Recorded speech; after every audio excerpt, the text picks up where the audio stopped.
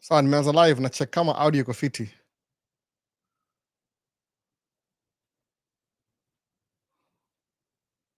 Sijui kama imeanza na connect.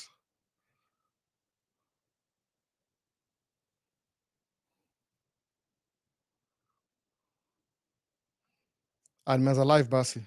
So without further ado, niaje niko poa kabisa. Kama sijui kama sound iko fiti, niambie kama sound iko fiti. Sioni kitu kitoka hapa hivi kwangu. Finally imeanza.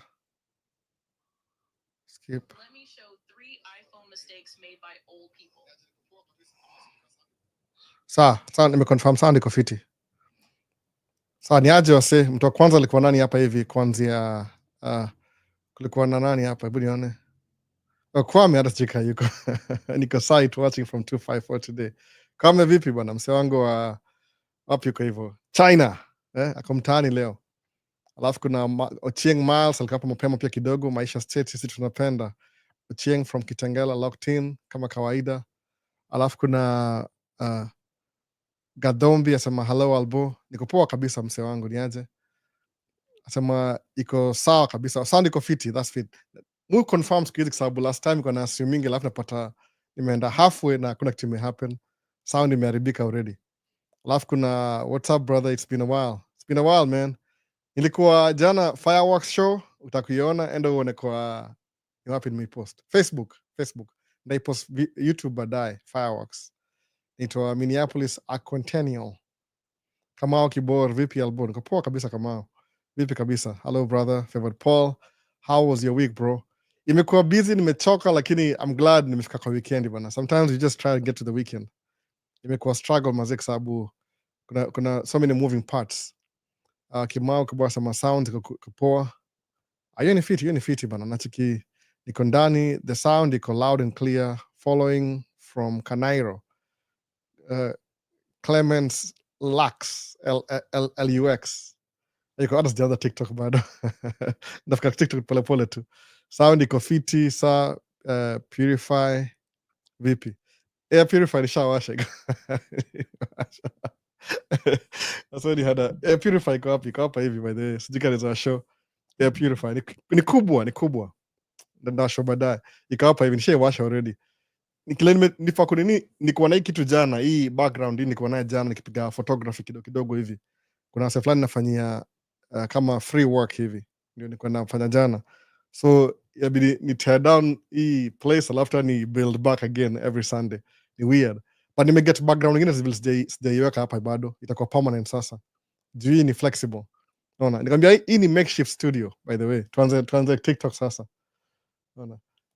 2-1 sawa, imeanza TikTok pia tuko live sasa.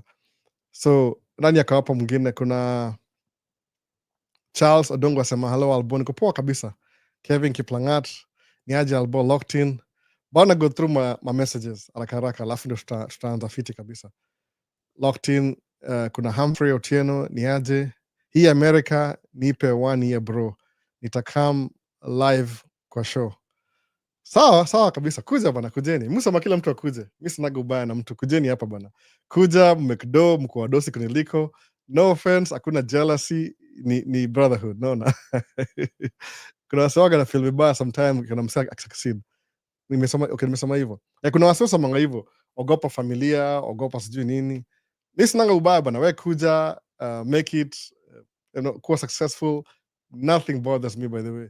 Your success ndio hata nafurahia kabisa by the way. Naona kuna watu sijui wagaje ni kama sijui ni nasemangaje, msema kama hakuna what's the word, good word ya kusema hivyo.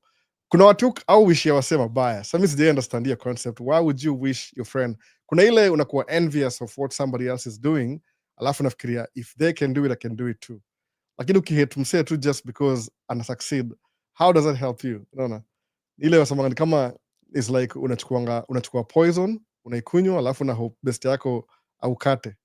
Naongea hivi juu hizi mastori za nini za hapa hivi za kuna sewaga ni kama sijui ni aje awashikiangi wasee vizuri bana.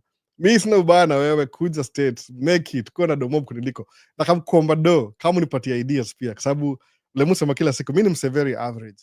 Ile tu nimeamua tu muorganize mamtambo. By the way nilibuy microphone sijui 3 years ago, job fulani hivi, nikabidi nibuy microphone last minute, alafu nikaitumia nikasema what do I do with this now, acha nianze nayo live. So hizi vitu zisikudanganya, hizi ni ma tools tu, hizi ni mavitu tu. Hii simu hapa hivi ilikuwa simu ya nibuy ya mtoi wangu, madhaka akataka kumpatia, nikabaki naye kusema so since I have the phone anyway, almost 2 years old sahi, acha nikae naye. Naona hivyo tu, ni bahati, lakini mimi sikuishi mabaya bana. Hata kama unaishia msema mabaya, kuwa envious, sema aje I wish naweza fanya kile msa anafanya, alafu pursue your goal. Believe me, utamfikia na utaisurpass. No offense, naona kuna wase wamekuja hapa hivi 2019 walianza na track moja, sasa na track 4. Mimi na track kama 3. Nataka kuuza moja nibaki na 2 for now, alafu niongeze nyingine next year maybe. Naona kitu kama hiyo. Hakuna ubaya wasa kimake it. Ile tu kimake it, kumbuka wale wengine pia usiwapatie do maybe. Hiyo ni kama too personal sema hivyo. Sema ati kumbuka wase alafu wapatie do. Hiyo si advisable by the way. Mtu akipewa do anakuwa more lazy. That's the truth. Acha nione TikTok, hata sijaangalia ma message. Kulikuwa na nani ya kwanza hapa, hebu nione. Mboga na switch kwa back and forth. Naona. Anonymous KE. Albo waza inamaanisha nini? Hata sijui. Maze mimi ni msemo, mimi shanga kitambo. Ongea tu ile inaweza elewa bana. Kwa missing in action. Sijakuwa Kenya siku miaka mingi. So ndio hivyo, tuendelee comments basi. Emmanuel Kipchi asemaje? 1-on-1 watching from Alabama. Oh, karibu sana Emmanuel, Alabama. Mbona ishi Alabama bana? Ama umepitia tu. Hope unapitia. Naona Dero Travel sama must watch, hope you're well. Alafu kuna Victor Otieng. Victor vipi bana? Hello sir, good to see you. Happy Sunday. Victor anafuambia wasebla anafaa ku-apply chuo. Last week sikuwa na time poa kabisa, nilikuwa nimepromise watu wetu tutaishia ilikuwa itwaje? Hopkins Raspberry Festival. Ilikuwa parade ya zile ma city parade. Ni kama festival inakuwa na so many things, ma businesses, ma food truck. Technically ni kama Nairobi show. Naweza sema Nairobi show. Ile una showcase the businesses kwa hiyo community. Alafu ni kama it's a way of introducing yourself to the community. Umeona kama ni Hopkins, one of my favorite town. Musema Hopkins ndio home yangu. Kuja States nimeishi Hopkins the longest time. Nimehama huko Malaysia Plymouth because familia. No. Lakini eventually I'm going back home Hopkins. Ni town niko na feel at home. Nili enjoy sana kuishi Hopkins. Lakini vile tu haza huko azitoshei familia yangu saa hii na kila kitu kabidi nihame. So naweza post hiyo video, hata sijui siku hizi mtu ni post ama nisipost. They post sometime next week. Alafu pia ya fireworks nataka kuzitupa kwa Facebook, tukaa hizo. Anyway, tuendelee. So live ilikuwa a little bit shorter last week. Ilibidi ni promise watu wetu tutaenda. They hold accountable. So kabidi niwapeleke. Alafu after 1 hour, oh we're tired, we want to go home. Kambia no way. Mimi miss life yangu, when miss live, itabidi tukaa hapa mpaka tumalize. Man, alisumbua yani. Ilikuwa imekuwa too hard, too noisy, uko na ubao. Nikamwambia no way, mlisema tukam kwa festivals, you messed up my life. Tutaendua kila mtu. Tulikaa mpaka 3 ama 4, time yetu hapa 3-4 Central Time. Mwana Sam, good to see you. Alafu kuna Kamau Kibor, I appreciate your WhatsApp response. If you get time, respond to me. Kamau Kibor, ulinitumia, ndaiangalia. Hi, host. How was your graduation, South Africa? Graduation, I'm a festival. Festival was good. I'll post the video on Facebook. South Africa on Facebook. Angalia, hata maybe iko up already. How do I check for that? So you can upload. Maisha States Facebook. Utaona video. No, not the festival. Did he post yet? Bado japost. Ala, kuna ni birthday ya Vincent, happy birthday. Hata sijamwishia happy birthday bana. Ni mbaya na mimi, amefunga messages. Ni birthday ya Vini leo bana, hata sikarajia. So anyway, you went to one of your friend's son's graduation. Oh, that was like 3 weeks ago. But that was 3 weeks ago. Graduation was good. 3 weeks ago, my goodness. That's 1, 2... Summer inakuwa very busy. It's very busy. Okay, 3 weeks ago niko na graduation. Last week I had the festival.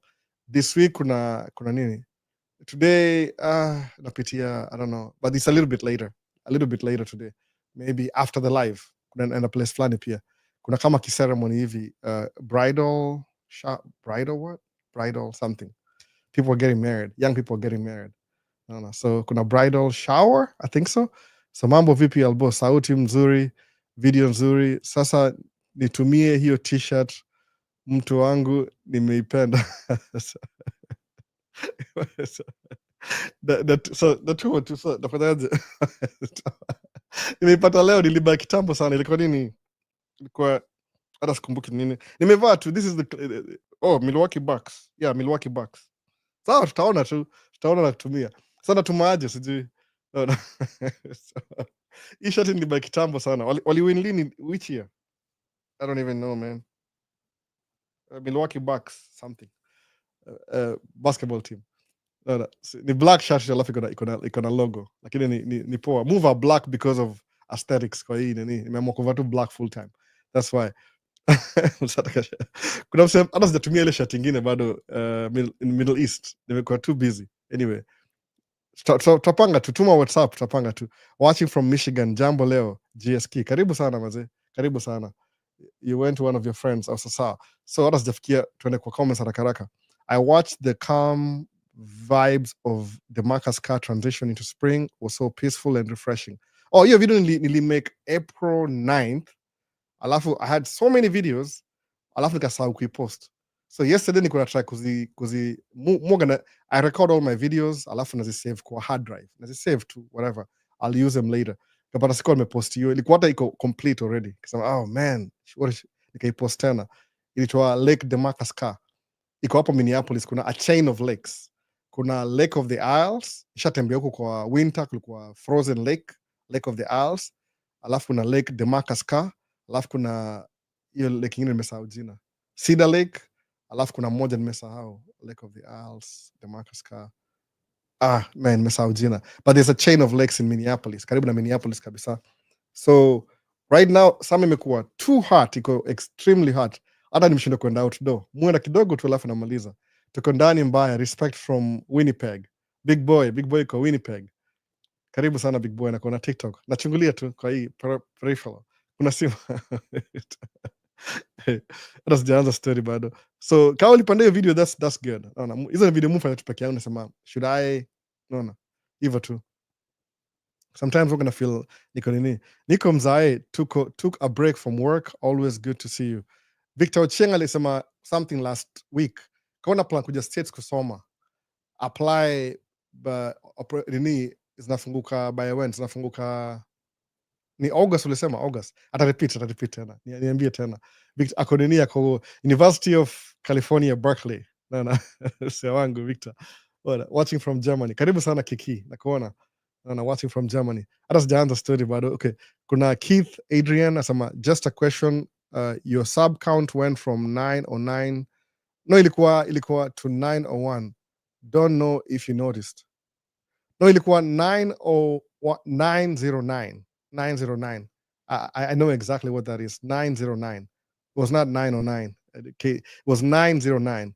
I know. I look at the back end. I need 900 people to give away the camera. I'm willing to give away one camera, maybe two cameras. I've already given up a couple of cameras, by the way. Keith Adrian. I gave up some cameras last year. So many. All my GoPros from last year gone. Once in a while mufanya hivyo, lakini this year economy ni mbaya sana bana. Tariffs nini? No. So it's 909. That was 9. It's Nike 91 something. Maybe ulimisio 9 moja. Was almost. Sema Albo, it's 8:51. Edu Kamau. 8:51 sahi ni 9 sahi Kenyan time. 8:51, 54. 8:54 Kenyan time. Ni Amazon time leo. Questions na kambio. Question Albo. So question ya kwanza ndio hiyo. If you could rewind time back to 2007, wakati ulikam States, which career would you have done? Edward Kamau. I don't even know, by the way. It's the same thing, basically the same thing. Kama ningekuwa na choice, ningefanya hivi. If I could go back in time, I'll always pick on a career that makes a lot of money. Hiyo ndio concept yangu. Alafu, I don't think I regret my career. Tracking, it's good in the beginning, but it's good to get the money from tracking, alafu invest in something else. Sabu, life only gets complicated. It doesn't get easier from day one. So I'll still do the same thing. I don't think it can change anything. There's only a personal, but kuna ile There's something else in my mind naifikiria, but ni kitu siwezi ongea mbele ya social media. Kuna deeper. I'm a man of different facets. Niko na story mob sana, but from 2007, the one thing I always knew I would do is exactly what I'm doing. No, produce videos. I just didn't know how to do it. Naona hivyo. Nimekuwa kitu from the back of my mind. Kwa sababu by 2007, 2008, I was already doing video. Lakini kamera ikuwa yangu. Kulikuwa na one of my friends alikuwa videographer, alikuwa afanya nini? Itwangaje? Wedding photographer and videographer. Lakini akamilin more towards photography. So because I had an interest in photography, nikamwambia anytime you have a gig, hata kama ni bure, ni invite. So he used to hook me up like on Saturday, Sunday, during summer tulikuwa naenda.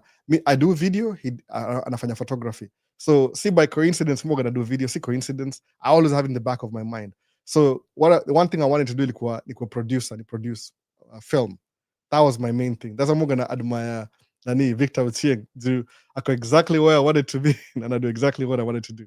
Lakini see, it's too late. It's never too late. I'm still producing at a very small scale. I know how to edit. Self-taught, self-taught, YouTube University. I know how to edit. I know how to some basics of video. So I produce live. So self-production. I wish there was somebody else was producing. It was more fun.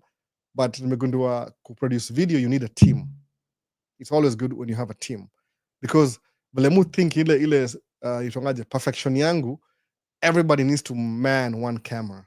Sababu mtu akimove na move naye. Naona. Then me realize, suppose when I'm multitasking, aikwagi na work poa. So musema I rely on one camera, iko automatic, alafu the next one ikue na move around. So I'm always lacking something. So videography need a team, according to me. It always needs a team. You can produce, kwa self-production, it involves a lot of work and planning. So from 2007, I would still do the same thing. The reason why nilingia tracking, ilikuwa very simple. Edward Kamau, since you're asking, ilikuwa hivi. Nikuja hapa hivi nikuwa na hostiwa na my cousin. Alafu tulikuwa pia alikuwa mgeni amekaa hapa 1 year. So she was going to school, she had a job. Schedule yake ilikuwa around the clock. It's either she's in school, she's sleeping, or she's working. Ile 8 hour, that's it. So what happened to me too? Okay, I couldn't go to school. Sababu nilikuwa naishi naye, I think 1 or 2 months hivi nikapata job. I was looking for a job. Alafu get a job to hivi. So what was I doing? I was working and sleeping. Working and sleeping. I think I used to work on nafanya Friday, nafanya job hata weekend, nafanya mpaka weekend. Nafanya Saturday, Sunday from 7 to 3 ama ilikuwa 2 to 10. I think 2 to 10 in the afternoon. I hated it. Sababu niko nadundanga on Friday na Friday, Saturday, Sunday nilikuwa free. Friday evening, Saturday, I think after 10 p.m. Friday, nimechukua off Saturday the whole day, na hang out na wase, alafu nakaa Sunday morning, labda nimeamkia sijui wapi, alafu naingia job 2 on Sunday, alafu naanza Monday tena 2 jobs every day. So nika realize I was making money, but I was not making good money. Kwa nini nilikuwa minimum wage back in the days. So one of my motivations kufanya tracking, I met one of my friends. Hii ni story nisha repeat, I don't know how many times. I met a friend, akaniambia, Albo ni aje? Hiyo itanga Albi, ile albu. So itanga Albi ni aje? Mufanyanga tracking. Ndio hii check yangu. Okay, I'm fast forwarding the whole story. Niko na check yake hivi. Kama hii check ni ya how many weeks? Akasema ni ya 2 weeks. Exactly. Alisema tu 2 weeks hivi. Hapo ndio ili click. Nasema I know what I'm going to do. Kwa sababu kwa mambo ya tracking, mambo ya nursing, mambo ya kwenda chuo nini. But ile ili crystallize. Sababu ni kwa jua one thing. Kuja hapa hivi States ni kwa 28, I think 28 hivi. 28 year old. Kuja States ni kwa late 20s. So nikaamua the one of my biggest need right now is to have money. That's it. No.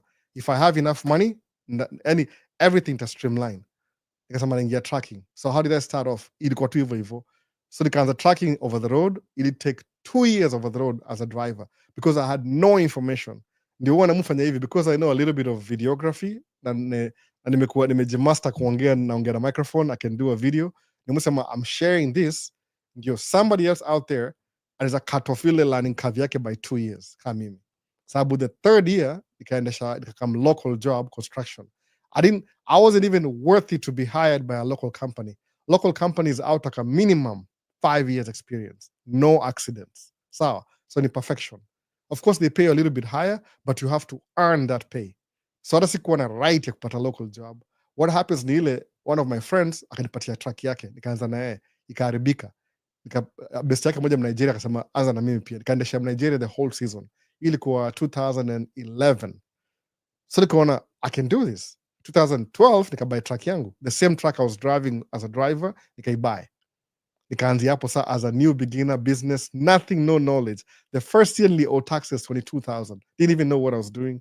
So unaona hiyo, the first 2 years over the road, 3 years construction, 4 years na start my own business, I'm making major mistakes. I owe taxes, I don't even know how to file taxes.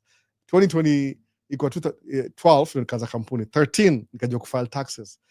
Kuna income, kuna expenses, kuna kila kitu, so I learned how to do it bila tu through experience. By the way, 14 I'm trying to balance my books and paying off my debt. 15 gari kakufa, it just died out. I was going up the hill, niko loaded, boop, ikazimika. I think I was empty, nikamedump narudi.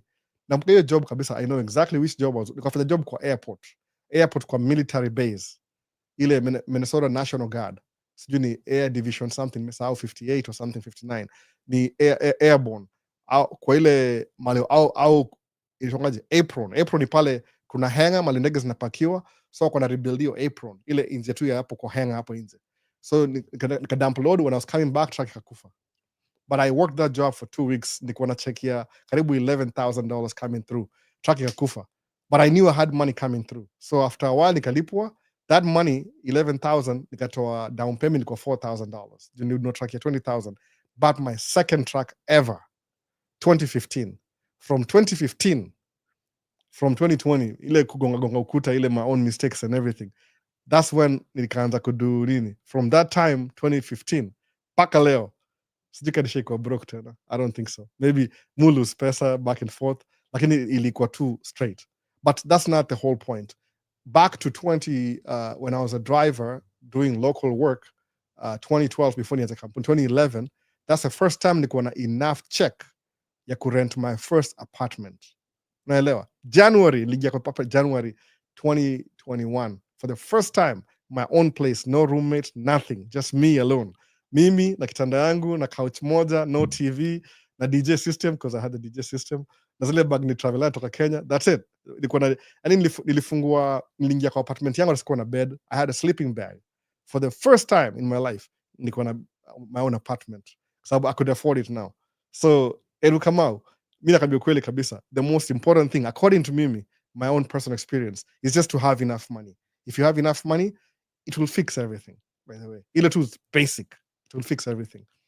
Ikuwa ni kama unalemea kupata madem, uko na do, kwa sababu most of the people nilimit after nishakuwa stabilize, hata mademo wanaweza kukuja, kwa sababu mara mob utapata mademo na kukujia before you marry, kwa sababu kama my dad used to all the time, budangu na madangu, when are you gonna get married, we want to see your grandkids, akanasimista hiyo.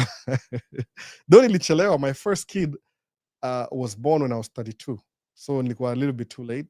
Watu wengi najua best yangu sahi, hata watu wako ni my empty nester, most of my friends. You can't miss anything hapa ama sijui, acha niangalie TikTok haraka. How do you get your loads?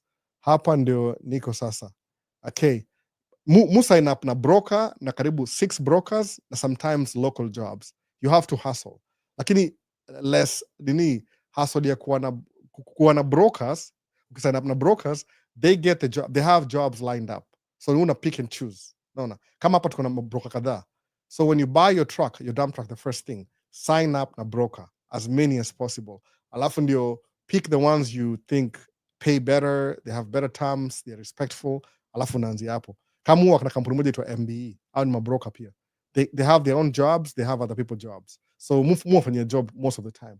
But ya snow ni kuna snow job ni kampuni nyingine, kuna vitu in between. Ukibuy dump truck ni kupiga simu, but mostly jobs takuwa construction. Just call the companies, call the Pete, but I think I'm a subcontractor already, so mostly itakuwa mabroker. Sign up with everybody, send your information, kampuni nini, alafu that's what you do. But it depends with your city too. Siwezi kwambia, mi najua tu mambo ya Minneapolis and Paul area, sijui Wisconsin, sijui Iowa, I don't know how the rest work. Itakuwa slightly different. It's the same general idea, lakini kuna specific itakuwa different. Sasa hiyo ni K. Alafu kuna Kirigi wa Muguga semaje, would you advise someone to start a business or go to school second year in the US? If you can go to school, then you can do business later. Sababu school ni kitu, there's a time for everything. As a quote Biblia nasema tu there's a time for everything. Kama mwambianga my kids, one of my ni kama sijui, I don't know the arrangements, is my cousin's son. Akumaliza high school United States of America, alikuwa kama equivalent ya form 2, hiyo ni 11th grade, aka drop out of college. Alafu what actually made me know that is because alini approach just because of Maisha States, I think 2 years ago, kuniambia, hey Albert, I want you to invest in my business. Comes out, what kind of business? Akasema drop shipping. Okay, drop shipping.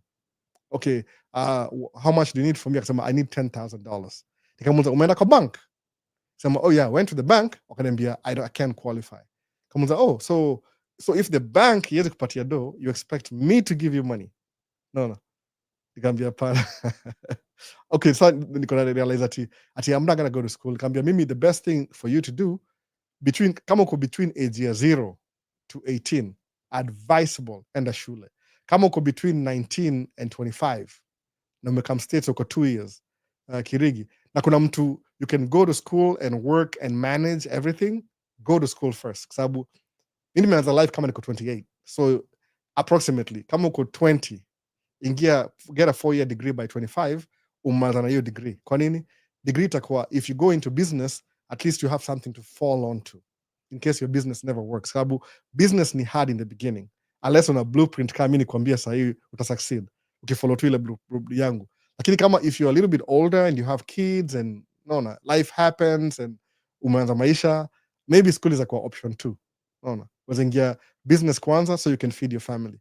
Kama mimi mali niko sahi, at this stage in my life, I have enough, I can go to school and finance it peke yangu bila shida, but I have a mortgage, I have kids, so there's so many responsibilities. So the younger you were, enda shule. The older you get na unakuwa na responsibility, anza business. Unaangalia tu way in life. Unajua it was determined, life si the same kwa kila mtu. Kuna watu wako 18, wako 24 na washa get degree, so how the future looks bright. Kama umechelewa kidogo, sometimes look for that money first. Nasema hivyo kwa poa sana hivyo. So if you have somebody who can host you while you go to school for 4 years, or you can work in ile balance vitu mpaka umalize, ni only a matter of time. So without being misquoted, kama 2 years ago kuna demoja samati mimi naambianga sasa siende shule kuja drive truck. That's not what I said. No. Nasema kama ushaanza maisha already, do business. The best business is your own business, by the way. Even if you work in your own business, kama you're employed by your own business, you gotta start somewhere. Alafu uta-grow, by the way, I guarantee. The most important thing, imagine uko na do. So okay, one of the biggest problems people have ni ile, see it, they're poor, they're broke. Hiyo ndio difference. You're not poor. Poverty ni mindset. Na ukiangalia education system ile tunafundishwa, unaenda shule, you ask for permission to go use the bathroom, you get it's so complicated. Yani kama uko structured in a way. Basically, kwenda shule, hii system ya shule most of the world inakurob off the idea of thinking for yourself. So pata watu wengi wamaliza shule wako na 4-year 844 months degree, lakini hawana ile mindset ya kucreate kitu. Kwa nini? They've never been challenged. The only thing wafanya ni ile au memorize vitu, alafu wana answer prescribed questions, alafu wana pass mtihani, alafu naambiwa you're stupid, that doesn't mean anything, by the way. It does in a sense, kila kitu overall. So you can start your own business, make mistakes, lakini kuwa consistent, utalani uendelee. So that's what I would say, by the way. Enda shule. Kama unazana shule, enda shule. Kama una hiyo time. Kama una time, kama kuna ishwaje, kama kuna mambo yako ile tuseme you have a family to take care of, kwenda shule is a option. You'll be forcing things. Ni kama unachukua a circle, forcing a circle in a square peg, whatever that is. It's a circle that you force place I fit in. So if you have kids, they rely on you. There's nothing you can do. So how do you invest your money? Okay. In so many ways, by the way, in so many ways. I'm even learning new ways to invest. Kuna so many things you can invest your money. The best ni kama unaishi States, okay, I think usomoko States. Kuwa na stock, fungua portfolio kwa Vanguard, Fidelity, anza kutupa kama automatically, unaweka kama tuseme $100 kwa your investment account every day. Nunua Roth IRA for 1K, all those types of investment. nitumie messenger, tumia k uko TikTok, tuma nini, kwambia some ideas by the way, not everything, but you can pick and choose whatever floats your boat. Invest kwa kila kitu. Kama shares, if you're younger, ukienda kwa shares, ni ile time is more valuable than money. Kauli anza 10 years ago, right now you're worth more than you think by doing absolutely nothing. Your money is working for you, even if it's small baby steps. Sasa ukianza kuinvest the first 8 years hivi, utakuwa ume get so much compound interest. Unaona? Compound interest is the eighth wonder of the world. So anza kuinvest mapema kwa place kama stock exchange, whatever man, it's up to you. Naongea ile from sijui uko wapi, what level, but nasema tu ile anza kuinvest kwa stocks, shares, because that's literally your money works for you. Unaweka $100, after 1 year inakuwa 100 and something, 2 years inakuwa 100, 8 years itakuwa 200, 300, it increase over time. So invest na stocks na shares. If you want to do like real estate, nunua nyumba alafu rent, that's all income. Ile lazima create opportunity ya make passive income as much as possible. Hiyo ndio investment, but you have to start somewhere. Usijidismiss before uanze. Anzia stocks, anzia kama high yield savings account. I think Kenya new itanga money market, kitu kama hiyo, I think so. Even ndio nikiongea na uncle niambia money market, itoka money market iko na interest alafu ina grow over time. So make your money work for you, kwa sababu life ni hard anyway. Nimeangalia statistics ya vile income equality iko divided in America. It's terrible. 1% ni kama wana own karibu, nimesahau hiyo figure. Kuna 1% wana own a lot, yani kama tuseme almost, hata nimesahau, 30 trillion kwa hiyo budget. Alafu the bottom 50% wana own only 4 trillion combined wealth. So kuna very high wealth inequality in America, for example, possibly in the whole world too. The rich are very rich, alafu the poor are extremely poor. Hata middle class ni very few pia. So life ni hard as it is. The best way to invest ni ile semaje, if these people are making money. Kama sahi ukiangalia before COVID, Elon Musk for example, kama example, how much was his net worth? Ilikuwa 120 billion, 150 billion. COVID ikahit, boom, alafu recession. Sahi how much is he worth? 400 billion. Kuchukua the first maybe 10 richest people in the world ni matrillionaire, by the way. Does it make any sense? Alafu naangalia the combined wealth, naongea tu juu ya United States of America, 350 million people plus 50 million immigrants kama mimi, so ni kama 300 hivi plus immigrants, wale naturalized na wale wote hivyo. So combined hivi wote kabisa, yani combined wote kabisa hivi ni 4 trillion, 50% of the population. Mimi hata sijui na fall wapi, I don't even know, but probably na fall kwa hiyo 50% under, mupenda kuji underplay bado. But the best way to invest ni ile, how do they make money? Nani, what makes Elon Musk? Unajua kitambo ilikuwa hivi, wealth ilikuwa hivi kitambo, kuna land, sawa? Ile Wakenya ukimbilia land sana, unaona? Kwa stocks ama kwa stocks, umesema hivyo kwa stocks. So hope me refresh. Am I missing anything? Yes, nione kama nimemiss my question. Au iko poa. So kuna nini kwa stocks ni mzuri, kwa sababu angalia hivi, Elon Musk network yake mingi kabisa iko wapi? Ni shares, by the way, ni shares. Unaona? Think, okay, this is what makes them wealthy. Do the same thing. Simple. No. Mi nimediscover hii 5 years ago, 10 years ago. Do the same thing. Imitate Williams and make it. I mean, there's no other that can be ever. Kama ni stocks. How much is he worth? 400 billion. Kwa nini? Stocks zake ziko 400 billion. So how do rich people live their life? I'll borrow against their stocks. Alafu wana pay back it increase. So they're not even losing. Imagine, suppose kuna 400 billion dollars. I don't know how much his livelihood is. Ni mtu mdosi, tumpatie kama livelihood yake the whole year ni 40 million. Yeah, they live a really expensive lifestyle. So tuseme ni 40 million ndio lifestyle yake. So what is he going to do? Ata borrow 40 million from their bank, alafu aitumia yake kwa personal account yake 40 million, ama kwa credit card, whatever he's going to do. Ata borrow money from the bank, analipa na interest against his shares, knowing that his shares will grow. Kama sahi tuseme kwa worth 400 billion, ameborrow 40 million, ni confusing, too many figures, ni numbers and figures, don't worry. So ataborrow hiyo money, so at the end of the year asemeaje, he didn't make any profit. Why? Kwa sababu his livelihood, his expenses, alitumia borrowed money. Then next year ataborrow tena, alipe ile deni ya last year, baki na deni nyingine more. Kwa nini? Labda ataborrow 50 million for his expenses. So they're always borrowing, meaning Robert Kiyosaki, Rich Dad Poor Dad. So you never really make money. You don't have capital gains. As long as you don't have capital gains, you don't pay taxes. So if you're not paying taxes, what are you doing? You're living in debt. What kind of debt? Good debt that grows every year. So if they're doing that, chukua key to your formula, how can I apply this in my humble life up in the bottom? Do the same thing, alafu duplicate you every year. You'll do the same thing. Sababu sisi wengine, rich people borrow money. When they borrow money to invest in assets. Middle class borrow money to invest in liabilities. No difference. So how are you going to get rich if you're always borrowing money to invest in liability? Alafu kulipa hiyo liability, how do you pay it back? Unalipa liability by spending your future money to your current whatever you're doing right now. No. Every time you borrow money, is like you're spending your future money now. So how do you borrow money alafu naitumia for personal use? Na una stocks na grow. Ina make sense? Najua kama natakuwa specific kwa question yake, lakini there's more to it. Lakini nataka kuisummarize haraka tu ni ile. Don't borrow money alafu tumia for your expenses. Kama una stocks zinakupatia zina increase every month, shares na kila kitu. Afadhali kama kuna shares already, borrow against your shares, knowing that they're growing. No. Kuna life insurance, uko na life insurance for example kama hapa States. Ile familia yako ikikufa ama something, you don't have to involve people. Oh, nirezie pesa, fanya mchango. Hakuna haja mchango life insurance. Who's gonna mchango? Hakuna mchango hapo. There's no mchango. Sababu because index universal life insurance ama ile insurance contracts ina grow every year na S&P 500.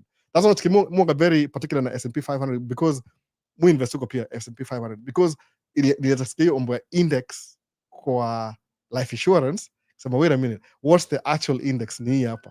Oh, index. Okay, good. So you can convince. I was very skeptic in the beginning. Why should I save for my future? Let me live now. Very bad attitude. Alafu the more that I learn, this is how rich people do it. No. So usamangaje kuna ule nani Myron Golden specifically. I don't want to participate in the recession. Any option, you don't want to participate in the recession. How do you do that? You invest in money that's working for you hard 3, 4, 5 times, that even when the recession hits, you only get richer. You're praying for a recession to increase wealth haraka. Ina seem unfair, but I'm not the one who makes the rules. This is decided data before I was born. Kile una observe nasemaje, how do you get ahead? Alafu believe me, naongea hizi vitu sahi, I understand them on a macro level nikiongea, hii ni micro level naongea tu ile generality, lakini believe me, hizi vitu ukiziunderstand mapema utaenda poe ni millionaire. Kama hujai believe ile story yangu ile, the one of my favorites nini ilikuwa most watched video kwa TikTok ilikuwa sijui 200,000 views or something. Delete by mistake or something. Maybe iko sijui. Kama uko 22, 10 years utakuwa millionaire by the time you're 30. Asa uko believe your story. Ukianza kama 25, 35 utakuwa billionaire. How do you become a millionaire? Shares, the stocks. That's exactly what I meant by the way. Ile tu huyo msali nimekia video ni Don. Sijamuona Don hapa hivi. Alikata hiyo story, akakata hiyo portion ya video. Huko sikile story nyingine kuendaje. Liko Q&A haraka. You will become a millionaire kama unaenda kwa stocks. So kwa nini? You'll borrow against your wealth. Alafu pate do. If you want real estate, then you'll go buy real estate that produces cash flow. That means you're adding money on top of money on money and money. Naona hivyo. The concept fulani, I can explain it better. I don't know what to do, but just know it's out there. Hapa ni live haraka. Know it's out there. There's a way that will make you a millionaire in 10 years. Millionaire, US dollars, Kenya shillings. Kenya shillings kidogo. Kila watu mekio weekly hapa US. Naona. Hata naweza pull 1 million haraka Kenya shillings haraka kwa bank na withdraw leo nipatia 1 million. It's possible. Hiyo ni haraka hiyo. Naona kwa sababu kuna hiyo somehow Kenya shillings iko devalued that 1 million ni kama nini? Sijui ni kama $6,000 US ama ni 10,000. Sikumbuki hiyo figure, something like that. No, but less than 10,000. $1 million. See, big deal. 1 million Kenya shillings, I mean. So invest. Q&A. So what do you think about boycotting African business in America? Browley. That's unajua nini? Sijui kwa nini niyo sijufuata hivi. Hebu niulize kitu moja. Okay, watu wale wa rich kama Warren Buffett. How many times do you see Warren Buffett akipost video kwa TikTok ama kwa YouTube? They don't have time for that. No. How many times ini news inaendelea tu? Unajua kuna ile the minority makes the loudest noise, alafu it looks like it's normal. Somebody suggested. Mwangalia ngaiza sama, man, just keep doing that. No. Keep doing that. I don't know what to say. Ni siri ama si siri? Nikwambie ama nisikwambie? Browlin. kuna so many companies that you consume from every single day. Some of them are black owned businesses, but you will never know why, because it's hidden in trusts and families and protected. So there's no way, somebody, how do you boycott black businesses? Who buys from black businesses? But example, hapa Minneapolis, niko naishi Brawley, naishi Minneapolis, sidhani kama, but suppose kwa Minneapolis, kuna city into Brooklyn Park. I was working there the whole of last week. Nakamuko Monday. Probably the next video itakuwa your place, Brooklyn Park. Probably yeah, job. Na make video your job. Brooklyn Park. Mayor wao ni black. Ukienda kwa hiyo Brooklyn Park, most of hizi ma big store, big brick and mortar stores imefungwa. Kama Target imefungwa, imekuwa demolished to the ground. Actually, a bunch of women, African women, wamebuy the whole property. Ni kama corporation. I mean, it was a cooperative, but ni corporation. They bought the whole area, parking lot na kila kitu. So they want to develop it. Iko na African businesses. Africans itakubuy Milo, ile Milo. Naenda kwa duka leo ni buy Milo. Itakubuy fish, fufu, kuna Nigeria, Liberia, international. I can get anything from Brooklyn Park. Kwa nini? Hiyo ni African, most Africans wamesettle kwa hiyo city. Hata mayor ni black for the last 4 years, ni black mayor. Kuna Brooklyn Center, kuna Brooklyn Park. Sawa. So hata nani ule dem ule ako kwa house ya Minnesota aitwa nani, Hulda basically ni district yake na cover hiyo area. Kwa nini? Kuna watu enough wa kumpatia votes, just like nani Ilhan Omar ako Minneapolis district na nini wanampatia votes, anaenda kwa nini House of Representatives because of Minneapolis, ile area yake kuna watu wanamsupport, yani a huge chunk wana gather hizo votes zake, wanampatia votes kwenda kwa house. Ndio hivyo. So who's boycotting African businesses? African Americans ama nini? Ni hype too, I think so. Ni hype too. Itakama alafu ita die out. If you're selling stuff people need, they always need the stuff, unless when Target usema Target ime lose business sana juu alisema wanatenda mambo ya DEI initiative in the beginning of this year. Ime lose business vibaya Target. Oh my goodness. I don't know who thought of that. Mpaka my investors watakusu CEO for bad ideas, meaning deep down alikuwa mbaguzi deep down, whoever that is. No. Akujoke ita backfire. So I don't think it's a big deal. No, business itaendelea tu. Man, kirefresh. Mbona hizo atakuja haraka hivyo? What do you think of boycotting? Alafu samaje? Or buying cash flow businesses for zero down. You could do that. You could buy zero down, that's even better. But lazima uko established. People talk about these things. Kuna vitu very specific muskia kwa internet. I used to ile idea it sounds good. Ukiangalia ile overall buying a business zero down, but how do you do that? Ingia kwa ile macro level. Kuna micro na macro deep down. How do you do that? How do you buy a business zero down? You have to be in business. Unless utamake ma backflips, maybe uende uombe hard money lender. Hard money lender ni kama Kenya, si utangaje hiyo jina, nimesahau. Aitwa Shylock loan. Ile you borrow money from somebody, $1 million every month. If you can't pay it back, at least ulipa interest. So they are renting their money to you, which ends up costing you a lot of money than ile kuomba traditional bank. Ukianza zero down business, lazima ukuwe na strategy fulani. Either the business is still going on, alafu ni familia tuseme, kama musema laundromat for example, there's an owner laundromat. Watu ushikilia laundromat sana, by the way, family business if away. Alafu pata they became too old. Kama sahi in-law wangu, my wife's sister, familia yao ni beekeepers. At this point, ni kama wanaanza kuabandon your business. Kwa nini? The kids don't want to take up the business. It's a lucrative business. It involves a lot of hard work, but interest ya watu imeenda elsewhere. This wants to be, huyu atafanya hivi, the other one wants to do this. So, wameabandon your business. So if you want, you can buy that business, ili na exist, uongea na mwenyewe muagree. Asema hivi, okay, my business ni $4 million. Okay, good. That's what I want, $4 million. Okay. How do we exchange this? Okay, I'll let you run the business from beginning next year, January 1st, but at least nipatie down payment, ile self-financing. So it's like, as you're working, you're paying them the money. Another way ni kuomba loan kwa SBA, Small Business Administration, hiyo ni gava. They can give you $250,000 na alafu ulipe 30 years. When stretch out yani kuanzisha business. Small Business Administration, SBA. Unaona? Vitu kaa hizo. Kuna some steps involved. Lazima umake ma deals zako na kila kitu alafu ndio uanze hapo. Which watu wengi you give up hata before waanze. Unaona sasa hivyo. Kuna ile macro details. You have to be in business first to understand. Kama mimi kusema kweli, the fact that mu run business sahi alafu ni pay your bills, hata mu kumbusha nikiongea na wife pia in business, nimemuinfluence ingia kwa business, mwambia sometimes kwa business utafeel kama utakuquit, lakini nasema man what ni gunshot ama ninasikia kitu kama something sijui, hope si gunshot, hope ni exhaust, naona iko mbaya sana hivyo. So anyways, unawish nini? Unawish yani hope ingekuwa kitu poa ile usemeaje, don't quit kama unaanza, sababu kuna potential ya grow. Hiyo ni ile hard work lazima upitie, sababu sasa hivi economy inaenda, ukiona vile unless kama sasa US wa change iko reform kama ya ule president run ule alirun for 4 years, jina yake nani, LBJ ama Lyndon Jackson, sijui Lyndon B, alikuwa president for 4 terms, wakachange rules ikuwe 2 terms only. Alikuwa na reform moja ili change sana mpaka the middle class was stronger than the rich.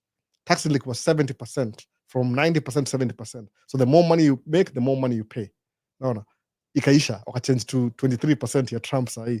Sahii ni kama tu ile transfer of wealth from the middle class to the rich, kwa sababu hao ndio wana produce services which you buy, alafu waongeze mshahara yenu. No, iko everywhere in the world by the way. Ukifikiria, come to think of it, very few countries hizo chunga watu wao, most of them kuna hii structure power hungry. Anyway, tuendelee, politics mingi.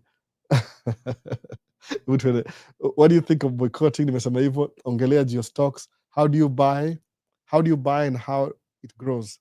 Kamze naweza sema briefly tu ni hivi, kuna investment account, suppose kama Vanguard, uenda kwa Vanguard una sign up, ni kama email, kama Gmail. So unafungua Vanguard, unaweka jina yako ya kwanza, ya pili, email, kila kitu, una sign up. Alafu siwezi kufungua yangu kwa app, itakuwa weird, ni kitu siwezi show ni personal, but unafungua account huko. So when you get paid kwa account yako, ile account ya kawaida mali pesa inaingia, automatically una transfer $100 from your company, from your bank, vup, kwa investment account every month.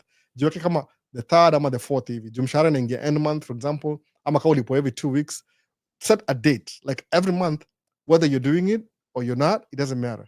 Nile tu pesa inatoka kwa hapa, pesa vup inaingia kwa investment account. Then you go to your investment account tena, una log in, unaangalia $100, alafu una redistribute. Unaweza kusema ingine iende kwa hii investment hapa, ingine iende hapa, yani you give your money things to do, unaona. Unasema kama 10% iende kwa hii, 20% kwa hii, so every month it's growing at the same time kwa kila kitu. So hata kama moja imelegea kidogo, at least hizi mbili zina grow. Yani naweza explain kwa video nyingine baadaye, sitaki kuwa technical sana, naweza kuambia kuna book ama kuna mtu anaweza explain better than mimi. Nikianza hiyo mambo ya explain vitu in details, labda kwa nitumie message, alafu nipigie simu nikwambie, but lazima uifanye. Watu wengi au nipigie simu tunaongea, alafu the action, alafu wana give up. Ilikuwa ile excitement here the first few weeks, oh man I'm so excited, I'm going to do this, alafu anazimika vup, alafu ana fade away, alafu maybe 2-3 years from now, alboni aje ile story last year, hata msikia nimechoka tu yani, last 3 years ago, alafu na come tena, kwani uliduni nini? Kwani umeona YouTube sija nini. So ilikuwa Newton Mwanga asemaje, watching live from Ruiru, Kenya. Na hivyo Victor asemaje, Victor Cheng, yes sir, applications are opening up in mid-August, other school in early September. So kama utaka apply shule states, mid-August applications zinafunguliwa, anza kuapply, alafu na September usiogope kuapply, by the way, just try and fail, alafu uta learn something. Naona musamanga hivyo kwa sababu it's usually harder for people to start doing something na kuwa consistent. So usiogope kwa, even if it looks difficult, waifanye tu, kwa sababu ukifail alafu kwa ile heavily invested, itakuwa upgrade, utakuwa na ile some isinisemeaje, utakuwa na platform fulani yani. When you fail you actually succeed twice as hard. Kuna ile uchungu ya kufail alafu na kuwa na revenge, unasema hii lazima nirudishe hii. No.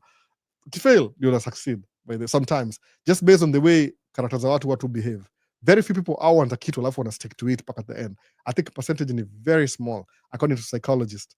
Watu wengi waanza alafu wana give up. So kama if most people are average, ukianza kitu alafu ianze kuwa hard, endelea nayo tu, sijali, endelea nayo, sababu uta bypass ile obstacle, alafu utakuwa the other side, itakuwa easier. Auta arrive, utakuwa ukiangalia nyuma sema, at least nilipita first floor, niko third floor sahi. No, utaangalia kumbe nishafika 2 floors up. That's what happened to me na business. Nikianza I didn't even know what I was doing, but eventually slowly nikakafika. So sasa naongea kitu, whatever I'm talking about business, nikianza ilikuwa mistakes ya kama 4 years hivi ama 6 years hivi. I didn't even know what I was doing. Simwashe kitu, mbona hewa bado ni chafu. So tuangalia hivi, actually the ultra rich are extremely frugal. That's true, that's true.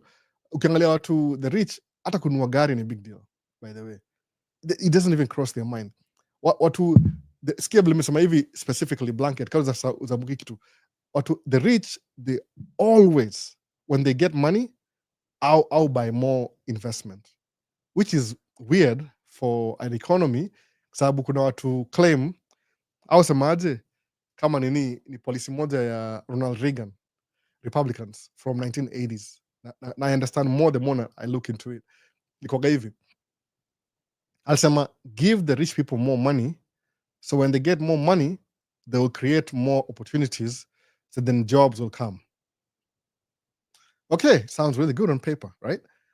Upatie albo pesa mingi, alafu ukishapatia albo pesa mingi atafungua business mingi, alafu atahaya watu, then tutakuwa na growth ya ya job security. People no.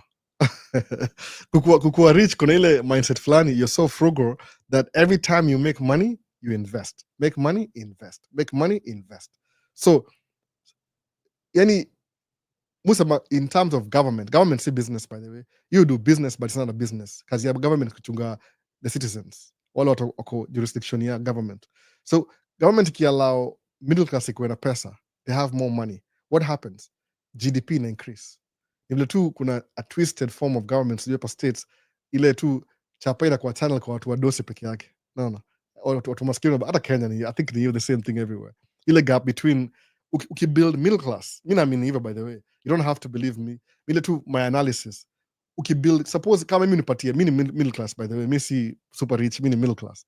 If you give me money today, sahi usemeaje, Albo, from now on you're making 100,000 a month clean after tax na kila kitu 100,000.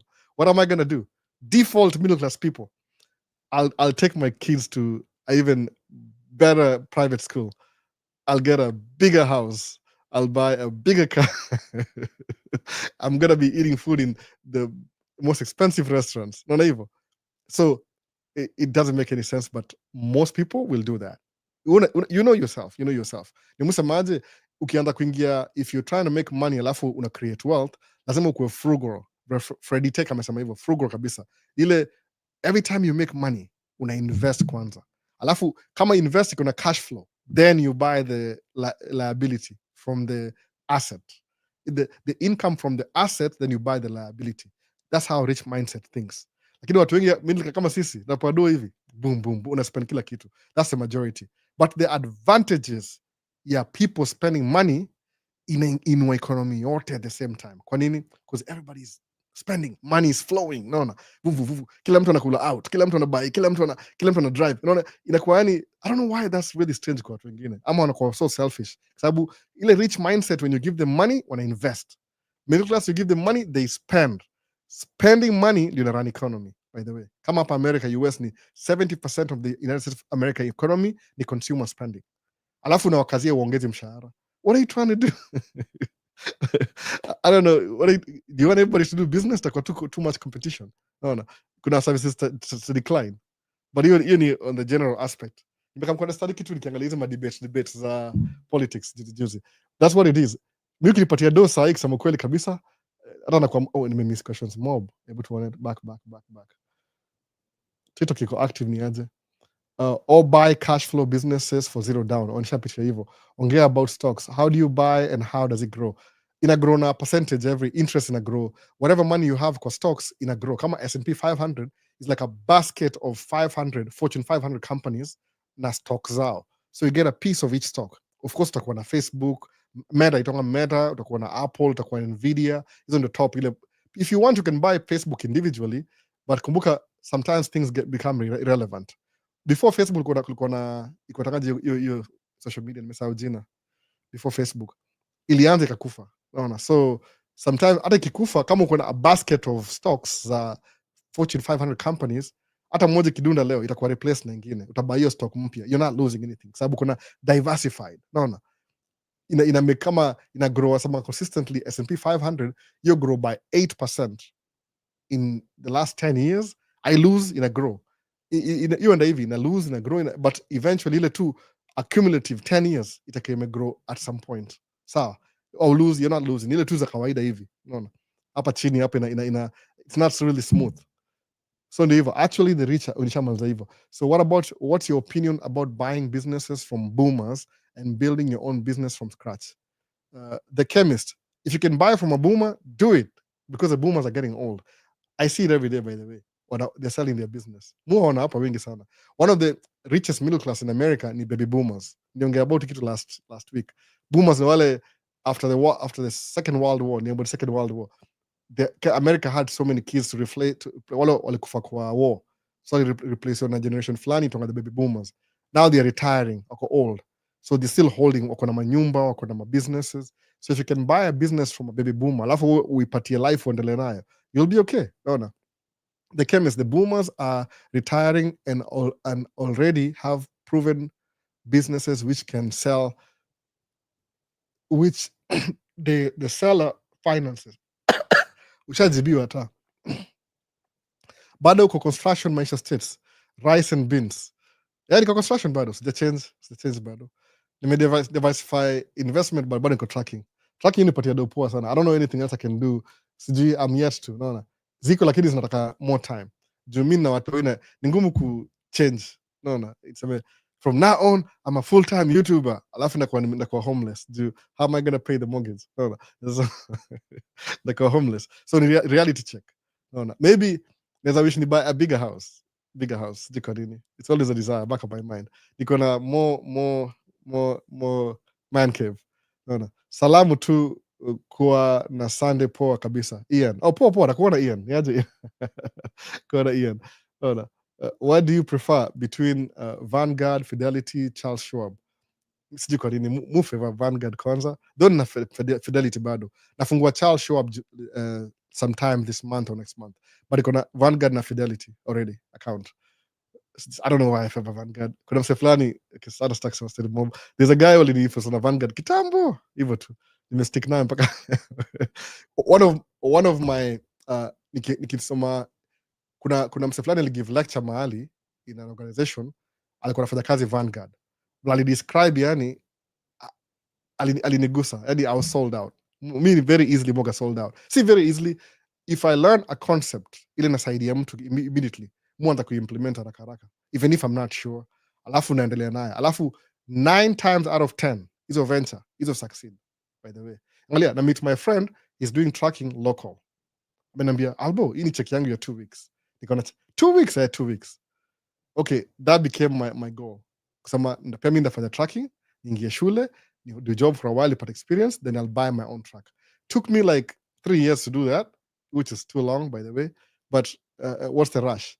But eventually that's one idea ilini propel. Kama kwanza hii channel YouTube niangalia Maisha Ibra alikuwa huko US anado video anaongea Kiswahili, alianza na English by the way, akawa Kiswahili. Actually video first mwana Ibra ni ile mambo akaongea juu sijui kaswende na kisonono, something like that, kisema umse anakali kama kuna snow hapo ni wapi, Michigan, Wisconsin, niko na Minnesota, alikuwa laundry mat that I used to go to hapo amebaki sijui kikapu hivi na nini, kisema umse naishi Minnesota nikaanza hivyo idea, so I can do videos in Swahili. Sikuwa nafikiria hivyo by the way audience, because I was trying to reach Kenyans kwa Kizungu, alikuwa kama tax Kenya but nothing kuna shika, kisema unajua nini, that's an idea, nikaanza hiyo Swahili mpaka sasa hivi Kiswahili sijai change.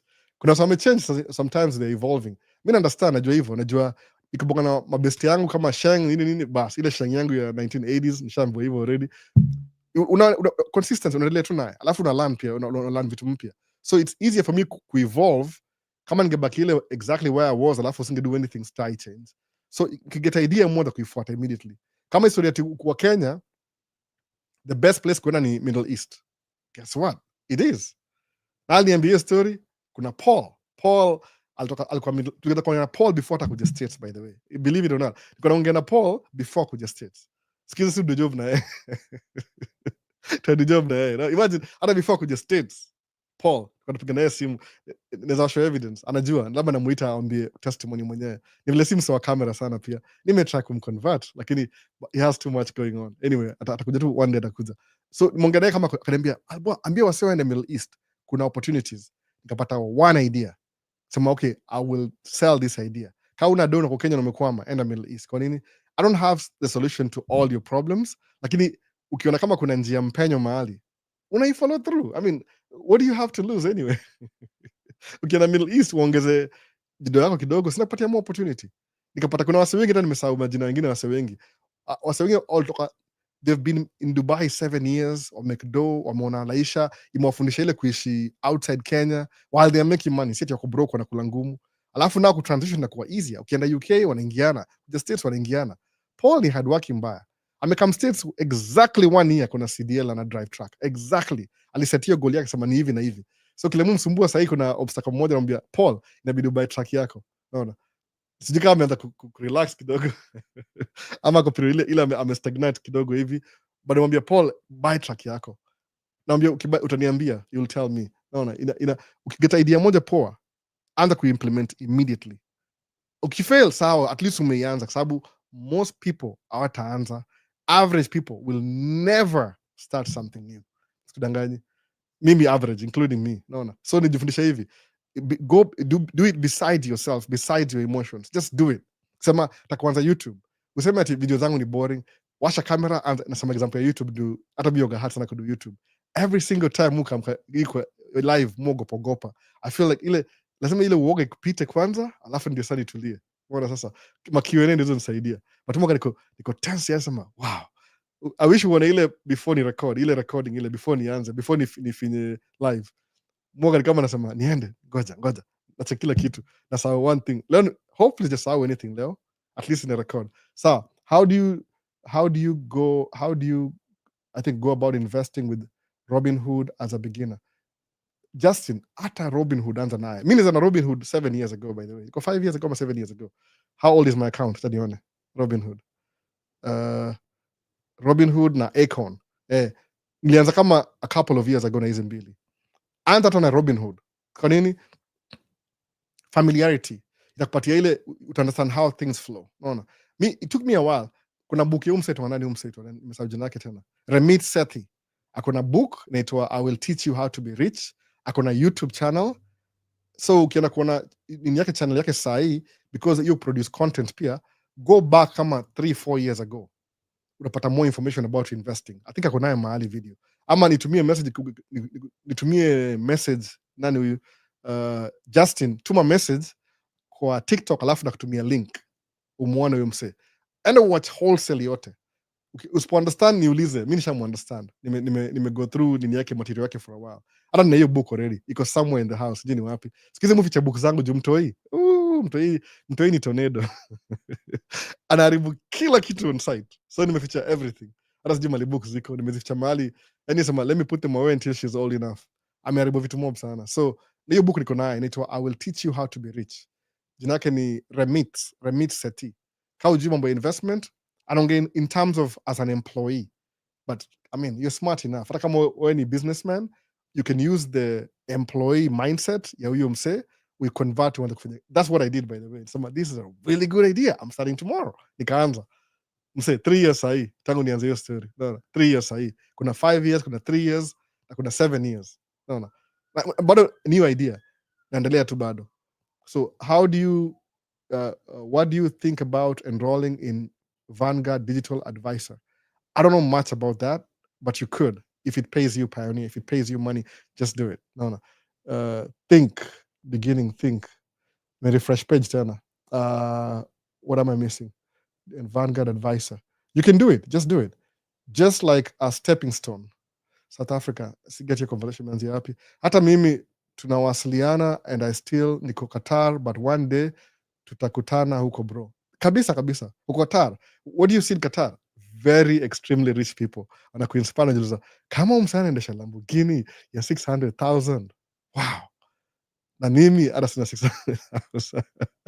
Uja Morgan and very strategic. I like cars. Nikienda kwa car show, mtu kwa show, these are the cars in the future. I don't know, maybe I'll never buy them. But ile tu imagine there's a guy, ndio huyo hapa mnamuona hapa mbele yake mnaongea na yeye, he owns a Lamborghini ya $650,000. Naona ilikuwa last year. This year kama aliuza au asili kama nimekuja kundua hivi, every time I go to this car show, kuna some familiar faces, alafu kuna familiar faces, kuna different cars. Kwa nini? Ni kama wameupgrade just because of the show, sababu kwa under pressure they can't bring the same car they had last year. Sijui wanauza ama I don't know what they do. Some of the same thing, like, what happened to your Lamborghini? I sold it. Oh, okay. Then how long are you gonna keep this? I don't know. 9 months, then sell it again. Okay. At least every year tuna new show. Nilimiss show moja jana. Tulikuwa watu wako decide tuende tusiende, but that's okay. Ina come next month anyway. So angalia gari ya ilikuwa Lamborghini. Kuna video zangu za last year. Kuna Lamborghini moja ya orange inaitwa SVJ. Ni kuna ile Lamborghini Huracan na ingine kuna type mbili. Hata last show kulikuwa na moja, kuna the latest one, the brand new. Kuna msemo mmoja kwanza alinunua gari yake ilikuwa delivered kwa hiyo show that very day. They point out ilikuwa McLaren ya orange ama ni yellow ama orange. It was delivered to the show for the first time. Hata alidrive sijui after show imeisha, nilikuwa namwangalia nashindwa ni nani huyu? Oh, familiar face. Bonge nao nile tu stuck kwa show kwa camera. Simonge ile before niende kurecord ama nikisha record in between hapo hivyo. Same people wanabuy tu magari. So you what makes them buy these cars? Income yao iko ni big sana mpaka hii ni pocket change. Yani kubuy Lamborghini 600,000. Imagine, just think about your life is so, I don't know, extravagant. You're making so much money that you can drive gari iko. Unajua Lamborghini ni kama ni uchungu. It's painful, by the way. Ouch. You gari iko so low, ikienda when they are leaving lazima waende angle fulani hivi, waende kama hii taya iende chini. Sijui kama usha notice hivyo, when they are leaving gari inaenda hivi kando kidogo alafu inarudi hivi, ndio ile wasi scratch gari chini. Alafu hii ni kitu ya 600,000 na iko na scratches chini. Akia nani? Lakini Porsche hiyo inuka. Hata Lamborghini hiyo inuka juu. Very fast, by the way. Kasindwa, how does that work? Airbag inuka tu immediately hivi. Sema, oh, I know. Audi yangu iko na hiyo airbag. Audi inuka tu once hivi 2 inches iko juu. Instantly, by the way. Inuka juu hivyo, speed. Ama ile gari ya Snoop ile, the same thing, same concept. So how does this guy drive a $600,000 car for depreciating asset?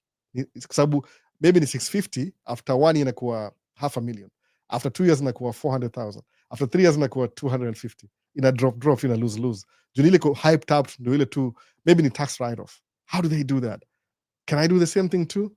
Yeah, you could over time, but ile, that's an inspiration. Naona sababu mimi ukinipatia sahi teme, if I'm making $1 million a month, labda ndabuy Toyota Corolla, hata sijui, kwa sababu haitakuwa about cars anymore, because I'm pretty sure I'll get sick of it. Naona cycle. Kuna magari hata zika mingi show, by the way. Muzi wana pale nje sijaona gari show. People don't even know about the show. Naona wajui there's a place you can go to the show and show off your car. Unasema that inspires you. So kienda Middle East ni mbona wase wengi sana sitaki kutaja jina. Unaona Lamborghini kila siku, unajiuliza how come? Naona of course kuna back in the history kuna wase wali benefit juu ya slavery, kuna wase juu ya colonialism, whatever, blah blah blah, but you can do it too. Sijasema hizo in that type of way. Unatumia method ya alafu umake do. Sawa, ni inspiration too, by the way, you don't have to. Sawa, tuendelee. Hata mimi, okay, uni salam asema hata mimi tunawasiliana still. Okay, Qatar, respect the consistency, man. Lazima uko consistent, mse wangu, itakupatia vitu mob sana. Mudu hivi juu ya nishafika 1 hour inakataa kuendelea. Kama ndamaliza sawa, imefikia wapi? Ilikuwa wapi hapa? You remind me of my friend in high school. You look alike. South Africa. Who's your friend in high school? Which high school? Maybe ni mimi. John T. Peter. VP boss. How you doing, my man? I've been following you. Nilikuwa Kenya K1 visa. Nilikuwa Kenya K1 visa. Jontes. Sielewi. Umetype haraka. Oh, South Africa. Ramit Seth, host of Netflix, How to Get... Exactly, that's him. I think in the show, I don't even watch Netflix anymore, by the way. But the kids do. My wife, whatever. I don't pay for it. How to Get Rich. I think that's the show on Netflix. But either way, you can find it on YouTube too. On a YouTube channel, you can buy the book too. Sabu, I'm pretty sure it's the same content. It's just the book takes you longer to read. Or if you can't read, enda usikize audio version, alafu ndio uiback up na kuread. Itakusaidia kama una time. Unaona? Unique voice of money. There's so many mambo hapa mingi. Inaitwa uh,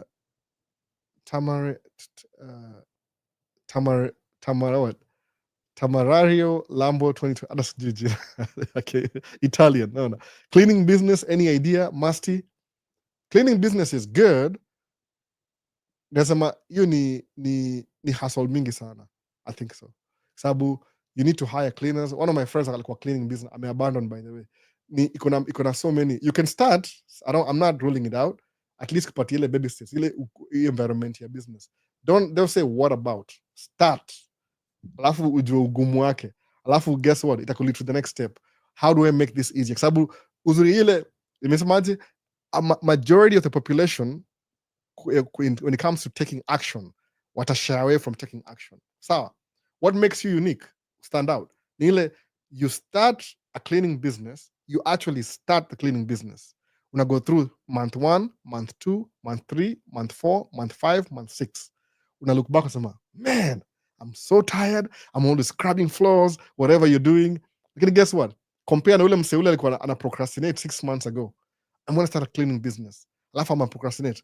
Alafu I'm think about it. Alafu I'm analyze. I'm over analyze. Ameandika notes. Amekuja kwa live. Ameuliza maswali. 6 months, nothing. At least where after 6 months, what do you have? Ukuna practical example on what to do next. Kwa nini? I have tried. I think I'm struggling too much. Kama usamanga hivi nikidrive truck. Truck ni hard, by the way. Ni easy. The job itself, want to umeshikanisha ni easy. Lakini juggle truck ni hivi. Okay, typical day albo. Nimeamka 4 a.m. in the morning. Maybe 4, it depends on how far the job is. Sometimes mwamka 3. Kama Paul alipigia simu Friday asema, albo mazee nimeamka 3. Kabia Paul mazee, mumpiga kiboko Paul kila saa. Paul anaishi karibu na Highway 94. Sawa? Alafu kama naelewa 94, so you don't have to. Any hiyo job inaanza 3, hiyo job inaanza 3 a.m. Anamka 3 a.m. Inafaa job inaanza 6, an hour and a half away. Imagine hivyo, inaanza 6, an hour and a half away. Sawa? So if you want to get there by 6, rudi 5, rudi 4:30.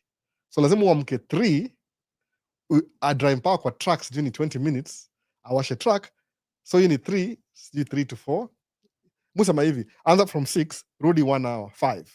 Okay, rudi 1 hour, half an hour, 4:30. So lazima kwa truck by 4:30.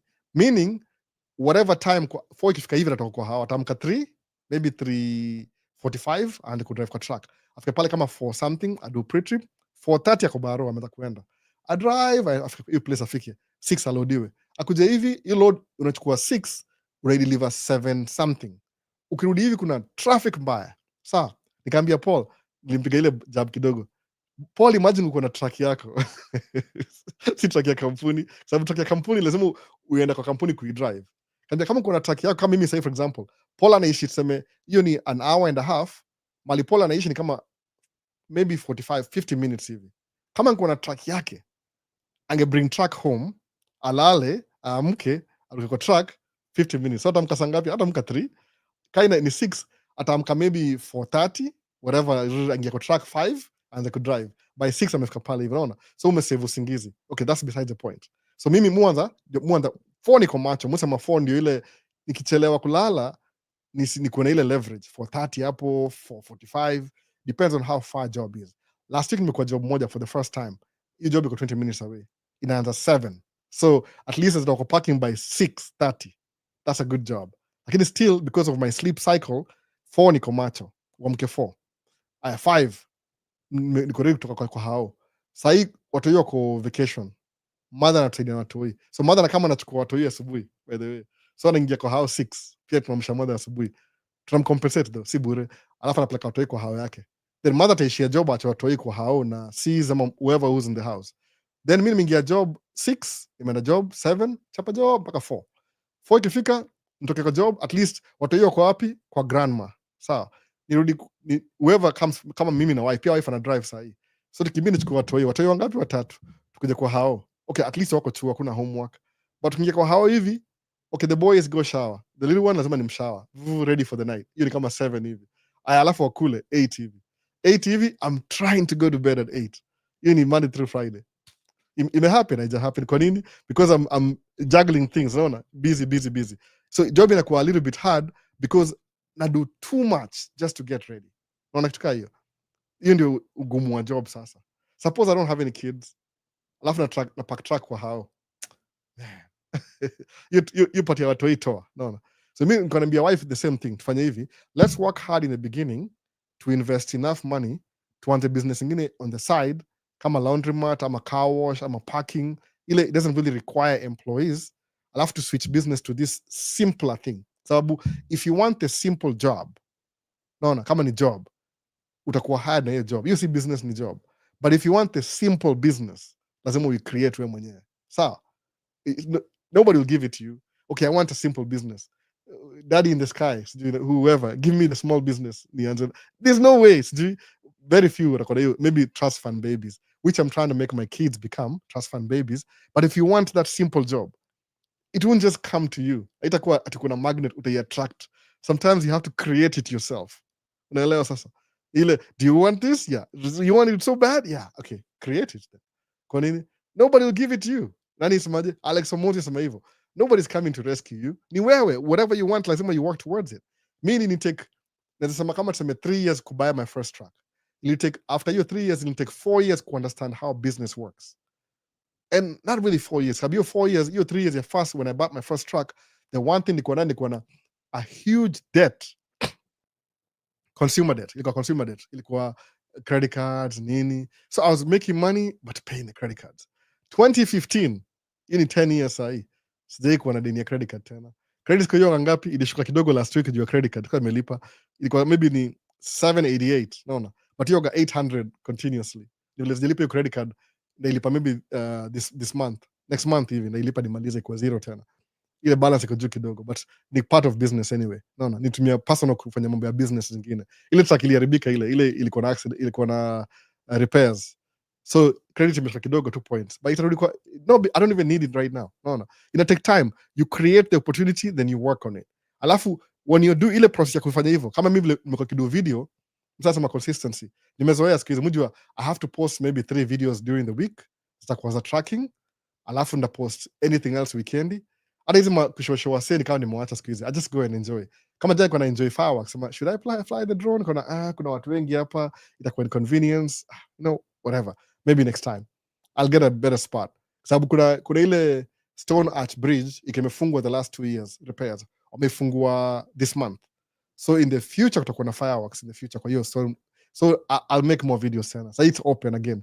The last time nilikuwa na Ibra, kama kumbuka hiyo videos 2023. Walifunga. Alafu 2024 nilikuwa na video, I was working that job, yeah, renovation. So basically that's what it is. If you want something, you have to create the opportunity. Itakuwa available. If you don't create it, then how do I help you? I can't even help you. No. Somebody will give you the job you want. It's still a job. So nambia Paul, imagine uko na track yako sahi. So boy, wacha. Nambia Paul, imagine tu ungeamka 5 4 alafu 5 utoke 5 kwa hao. Uanze mzigo uanze, unaona? Alafu rudi umalizie story. Ati itafika tu album. Naambia exactly. Mtota. Ataka niwe track yake ndio aanze kuona hiyo do real money. Unaona? Ya dereni poa pia si mbaya sana. Akona as a driver akona do poa. Nasema ile relatively kwa lifestyle, lakini you can do better. No, you can always do better. Umeona? So ukisema hivi, ukirealize kama hiyo job yangu ni ngumu, ni hard. Nisema hivi, can be a wife, let's invest tuanze business ingine on the side ili ita increase cash flow. Kwa nini? So we can buy back our time, so you can end up spending more time na watoi wetu. Sawa? Especially in the holidays. Kama sasa uko home for 3 months. Walianza June, July, August. 3 months summer. Wanaingia chuo next month hivi. Inakaribia sasa hivi, but 1 month tu. Itakuwa sasa hata more, sasa sijui itakuwaje sasa hivi. Sasa we pick them from school, after school care. I don't even know how this is going to work. Tuongea na madhe kama atatusaidia pia. Naona. Jumadhe pia karibu kuretire. Ile job ya karibu kuretire. So sema anaweza do kama I can less hours, our drop chuo na our pick after come to mchukua kwake. Kana hizo unajua pia sitaki kumsumbua sana. Compensate though, si free. Baadhi ya fadhili vitu for free by the way. Sababu every time na inconvenience mtu na life yake lazima ucompensate. Naona it makes sense. Naona sababu msema I'm glad my kids get to spend more time with their grandma. Either way, kama si mimi at least ni grandma, unaona, the person who raised me, so si mbaya sana pia. Anyway, hiyo ndio inakuwa hectic hivyo, but how do you create that time? Unaanza business ingine alafu na increase cash flow, then mimi nataka kuwa tu home na watoi wangu, by the way, if I could help it, alafu na piga tu masimu na matracks zinakimbia. One of my friends is doing that, akona track 9 tracks sahi. 2019 alikuwa na 1 track, 2019 sasa akona 9 tracks, so it's due by mbili every year, I don't even know. No. So Musty, cleaning business, just to be on the safe side, anza, just start the business alafu uone how it goes. Don't let me discourage you. Utadiscover something about maybe kuna machine AI, I don't know, whatever, utajua tunaona. 6 weeks of financial control in 1 week. Optimize your credit card, learn exactly what to say. I can type everything here. It's about Remit Sethi. Yeah, just type it. Somebody will see it alafu ataangalia. Please, South Africa, just do it. Any ideas on cleaning? Onishamaliza hivyo. So kuna Ali Mohammed, niaje Albo? Kapoa kabisa Ali, niaje?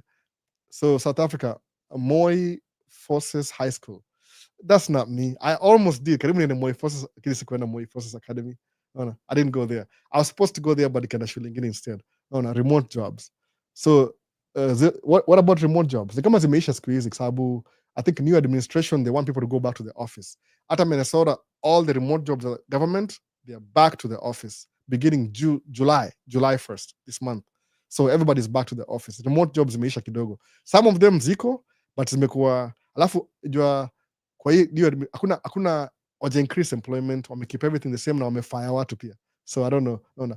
How can I contact you? Master, you're on TikTok. You can send me a message on TikTok. No. If you want a phone number, kuna WhatsApp number, YouTube, same thing, YouTube. But ukicontact kuwa very specific sababu ndakuwa na limited time. I'll probably call you, by the way. Ndio tuongee kila kitu. We just talk about finish everything. No. Useme I talk to you for free. I'll talk to you for free. If you call me, I'll get in touch with you. It might take a while sababu kuna watu wengine before, but I'll get to you anyway. Mona. Kama itakusaidia kumove one step ahead. No. So my phone number, Masty, Maisha States, YouTube channel, any video, description section, contact information iko huko. Kuna email, that's using WhatsApp directly. No. That's very true. You have to pay them for their time. Yeah, I have to. There's no free. If you're going out. My mom drives here, drives them to her house, drives them to school, drives them back. At least hata mafuta gari needs service, no, oil change or something, no, mu compensate kama oil change could do, ndana nimfanyie kama I have time, ama namwambia enda huko nalipa. I have to do that. I mean, what do you do? She's driving, gari yake inapata mileage, she's spending time with the grandkids, but my mom is not a multi-millionaire. I'm trying to make her. I wish I can retire. I wish I can retire, madangu. I wish. My dad. I wish to. I wish. Maybe that. Maybe it's on a couple of years. No. Thanks. I'm here 6 months trying my best to make decisions. Masty. Yeah.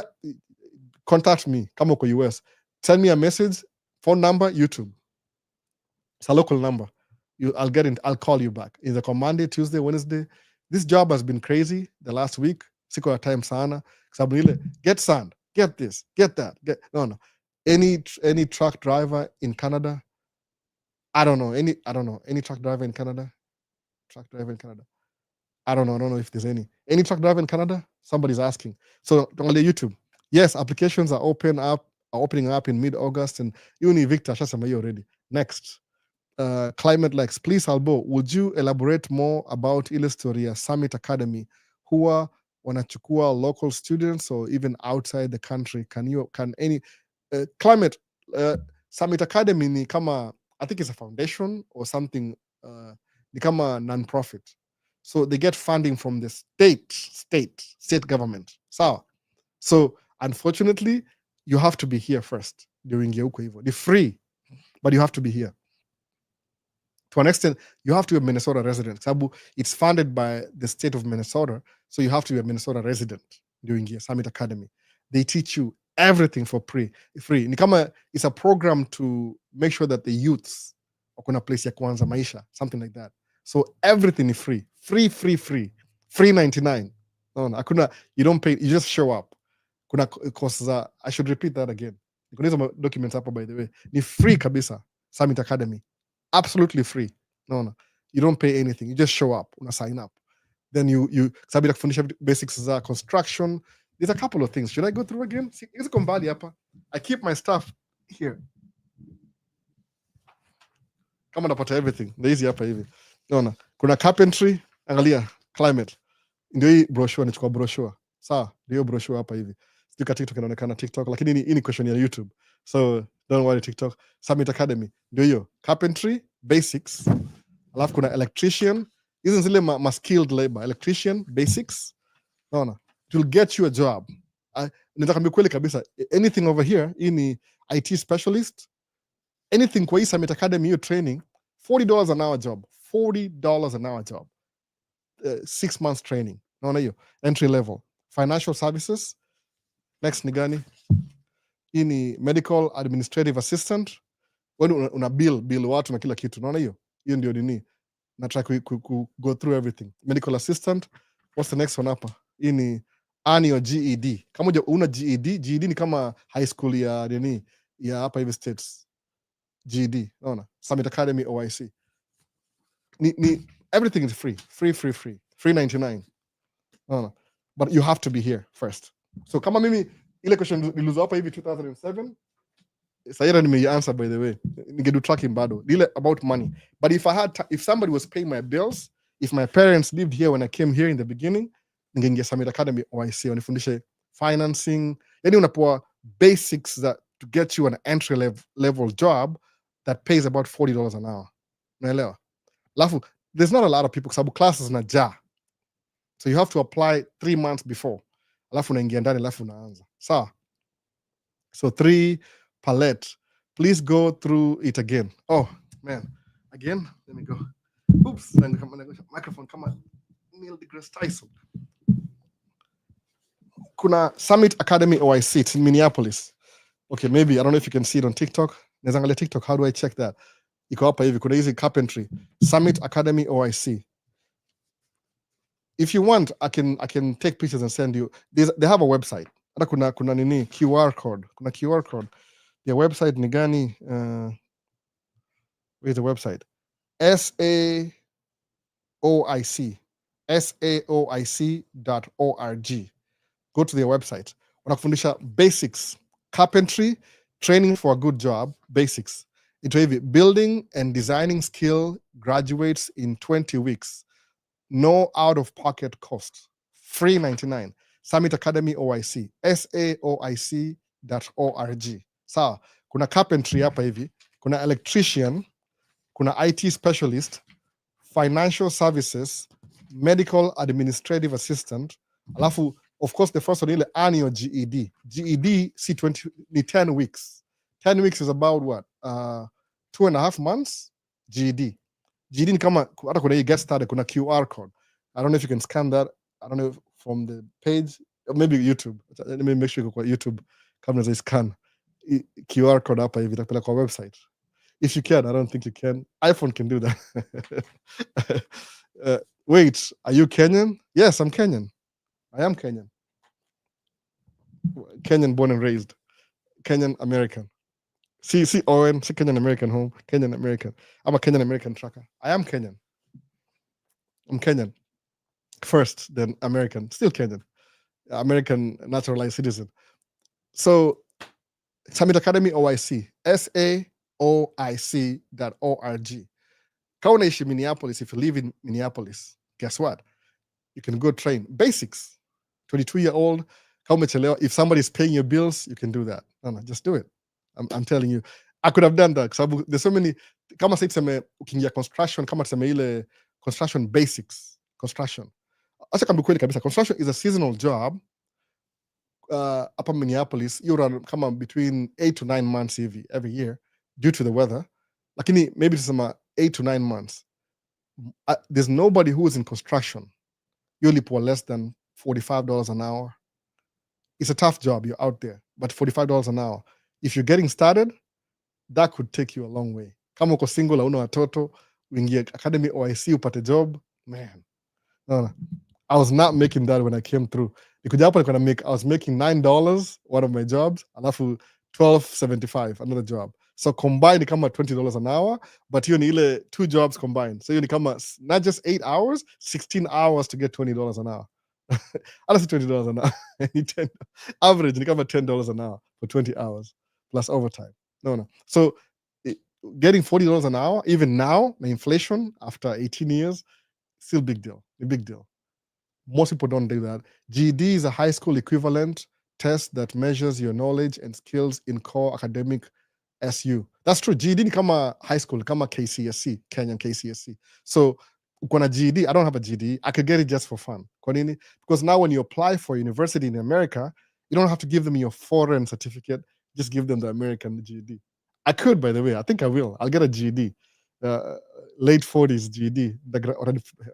I'll get it 3 or 4 weeks, by the way. No. So when you have a GED, inafungua more opportunities in terms of academics. You don't have to use your foreign-based academic certificates. No. Electricians actually are a high tier up in pay. Yeah, I'm just saying minimum.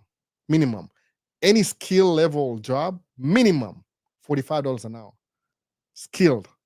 Electrician, plumber, all that. No. Alafu, if you want to go to school because you're making so much money, if you're single, man, I don't know, the things I can do. But I have kids. I don't regret nothing. I have 4 kids, and it's not easy. It's hard. You do what you gotta do. The challenge, 4 kids. The advantage is it has multiple choices. Not even the multiple choices. Everything you learn is specifically for the exams. No big deal. No, utashangaa sana. Man, wacha tu. Kuingia shule tena is something I envy from the back of my mind. My job could be easier. Sababu sahi, I do a really hard job. I make a lot of money, but at the expense of my time. So muona approximately when I'm going to buy back my time in full because I'm already addicted to it, I don't think I can sit still and do nothing. Itakuwa maybe 5 to 10 years from now. Itakuwa completely out of tracking. Probably. If the economy goes well and other factors can affect everything. Muona hivyo.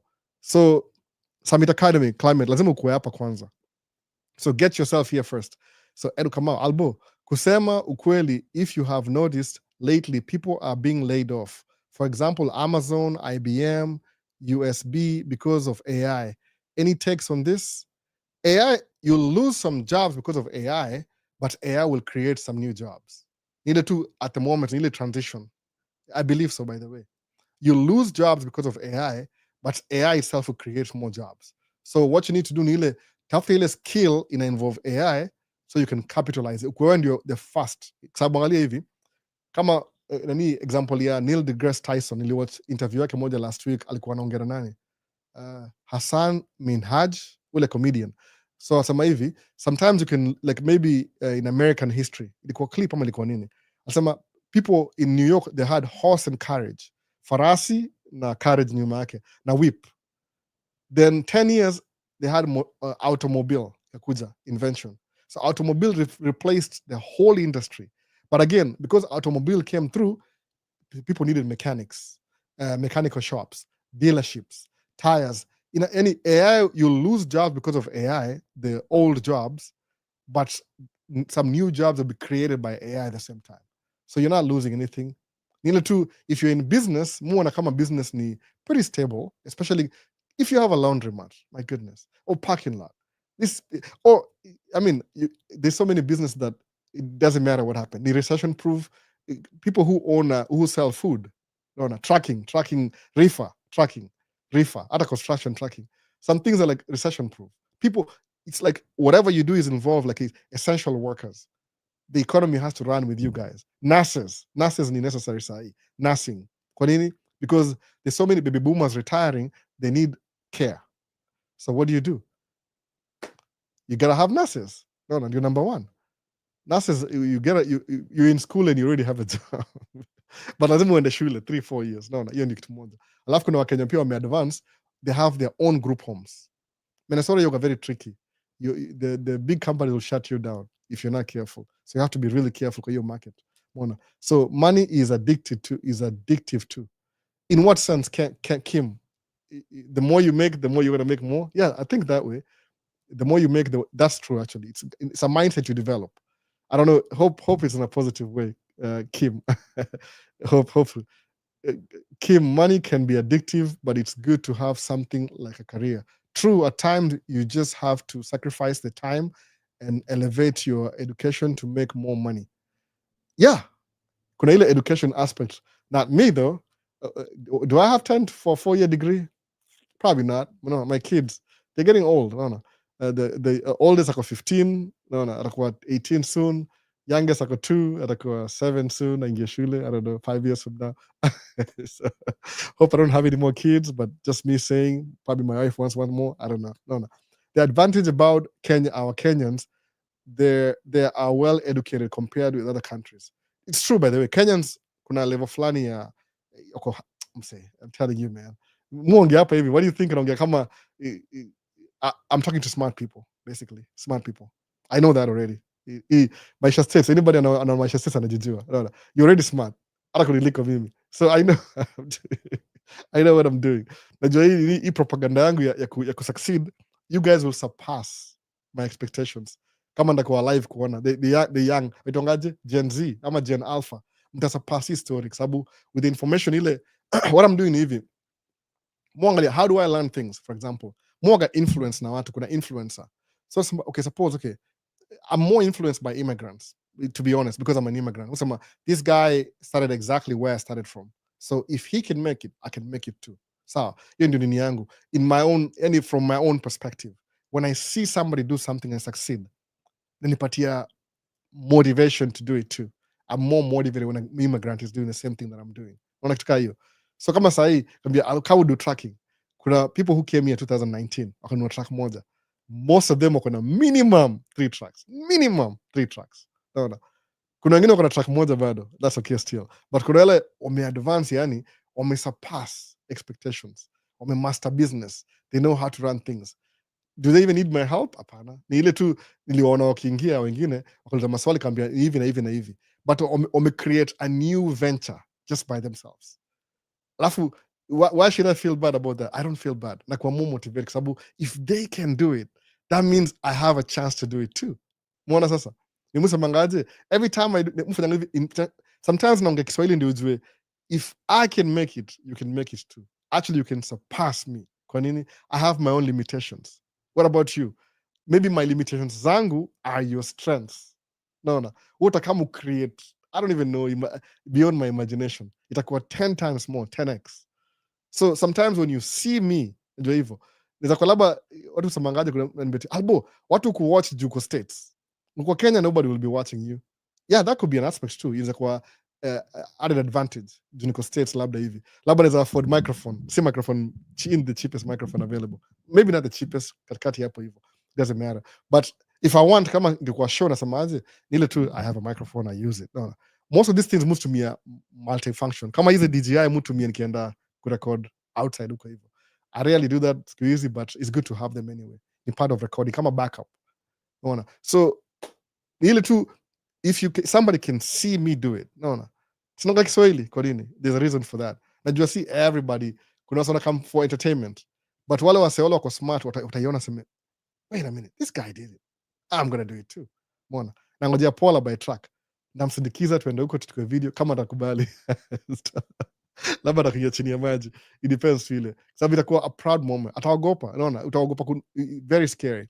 Why should I get a $300,000 truck? Swali ndio hivyo. Why should I get a $300,000 truck brand new? After kuuliza swali, do you want to make $250,000 a year? Yeah. Then you have to do that. That's the only route. How do you create the opportunity to have a $200,000 a year if you don't want to commit to a $300,000 truck? So hivyo. Ile give and take. You have to get a loan, 300,000, ndio uko na opportunity, the chance of making $250,000. So question yangu ni hivi. Think about it by the way. Wala swaga na doubt. I don't know, truck ni expensive. Kuna mseni kuna gerela, sijui kama iko hapa live, maybe yako live, sijui. But kuna gerela last week, sitaki kumtaja jina kwanza. Asema ati, unajua Albo wewe ndio umefanya I'm thinking about the truck now. Before I talk to you, sikuwa na hiyo ability ya kuthink about 150,000, 200,000, 300,000. But since I talk to you, umenipatia confidence. Kambia exactly. Please, usiwache, don't let go of that. Sababu kuna figures zingine zinakaa kama wazimu. Hebu fikiria 300,000. Oh man, how many years? Ni 5 years too. Ni 5 years by the way. So example ya TikTok ile nilikuwa miscoded nikatukanwa vibaya. Anyway, sawa tu. Hivi, ukibuy truck ya 300,000 sahi, ni brand new truck. Ni depreciating asset. Just for an opportunity of making gross 6,000 a week. Sikia story. Okay, piga hesabu yako by the way. Sema tu, okay, I'm in my moment. Ile I'm whatever una meditate. Sema hivi. Okay, sawa. Hebu tuangalie trade off. Una buy truck ya brand new truck 2025. Muhimu sana Volvo. So tuseme Volvo VHD 2025. Iko na kila kitu, iko na everything, whatever. It's bells, whistles, everything. $300,000. Okay, umechukua loan. Shachukua loan, shabuy hiyo truck leo. Kesho uanze job. Sawa, ukianza job, every Friday uko na 6,000 a month. Every Friday. Doesn't matter. Hata kama hujalipwa, it's coming next week or something. It's coming. It's on the pike. No. Kama even Friday lishe, kiching. Najua. No. Every Friday uko na 6,000 a month. Ama 5,000 a month. 5,000 average. 5,000 a month. Gross income. Truck payment ni 4,000. Insurance ni 1,000. If you're making 5,000 a month, mafuta ni 3,000. Imekupatia opportunity. Alafu now una end up ile tu because you bought that you truck moja tu hiyo uko na 5,000 a month. How many people do you know in America? Nimesema hapa sasa 50% wako below poverty something, yani minimum wage. Wako ile tu average 50% of the population. How many people do you know au make your dough na kununua tu truck yani? Ina create opportunity ya ku make 5,000. I don't know what your expenses are. Mimi as a family mtu mia 5,000. So 1 week worth of work inamilipa bills zangu zote za mwezi. Alafu hiyo wiki ingine imelipa truck. Alafu hiyo wiki ingine imelipa kuna pesa extra by the way. I don't even need the extra. We invest in an investment account. No, nasa kutuka hiyo. So imagine that opportunity. Unasema 300,000 is a lot of money, but it's going to make me average $250,000 a year. Na hii ni 2025. Utaongeza inflation ya next year. Next year labda itakuwa 285. So you pay your tracking, you keep up na inflation. The only job mimi najua, sema kweli kabisa, kama sijawaambia, the only job mujua ile increase do every mwaka tangu nikuja hii tracking ni construction. So ongeza mshahara. It's never been stagnant in increasing, unaona. Kama tumekuwa 125 from last year mpaka this year. Maybe next year wataongeza ikuwe 130 ama 150. Juna keep up na inflation. So wandikia report na wandikia exactly, unaona. So if you're making 5,000 for the next 5 years, by the way, 5,000, you gonna track payment. Most of the trucks imenunua. Kama truck yangu ya first kabisa ilikuwa 1985 truck. And I was driving a 1985 truck in 2011. Fikiria hivyo. It's still running, still making me money. Inani feed. 1985 truck. Alafu truck ya pili ilikuwa 2003 truck. Truck ya tatu ilikuwa kwa upgrade. My third truck ilikuwa 2012. Alafu nikanunua 2016. Nikanunua 2019. Nikanunua 2020 brand new. Mbili. Moja iko na mama wife.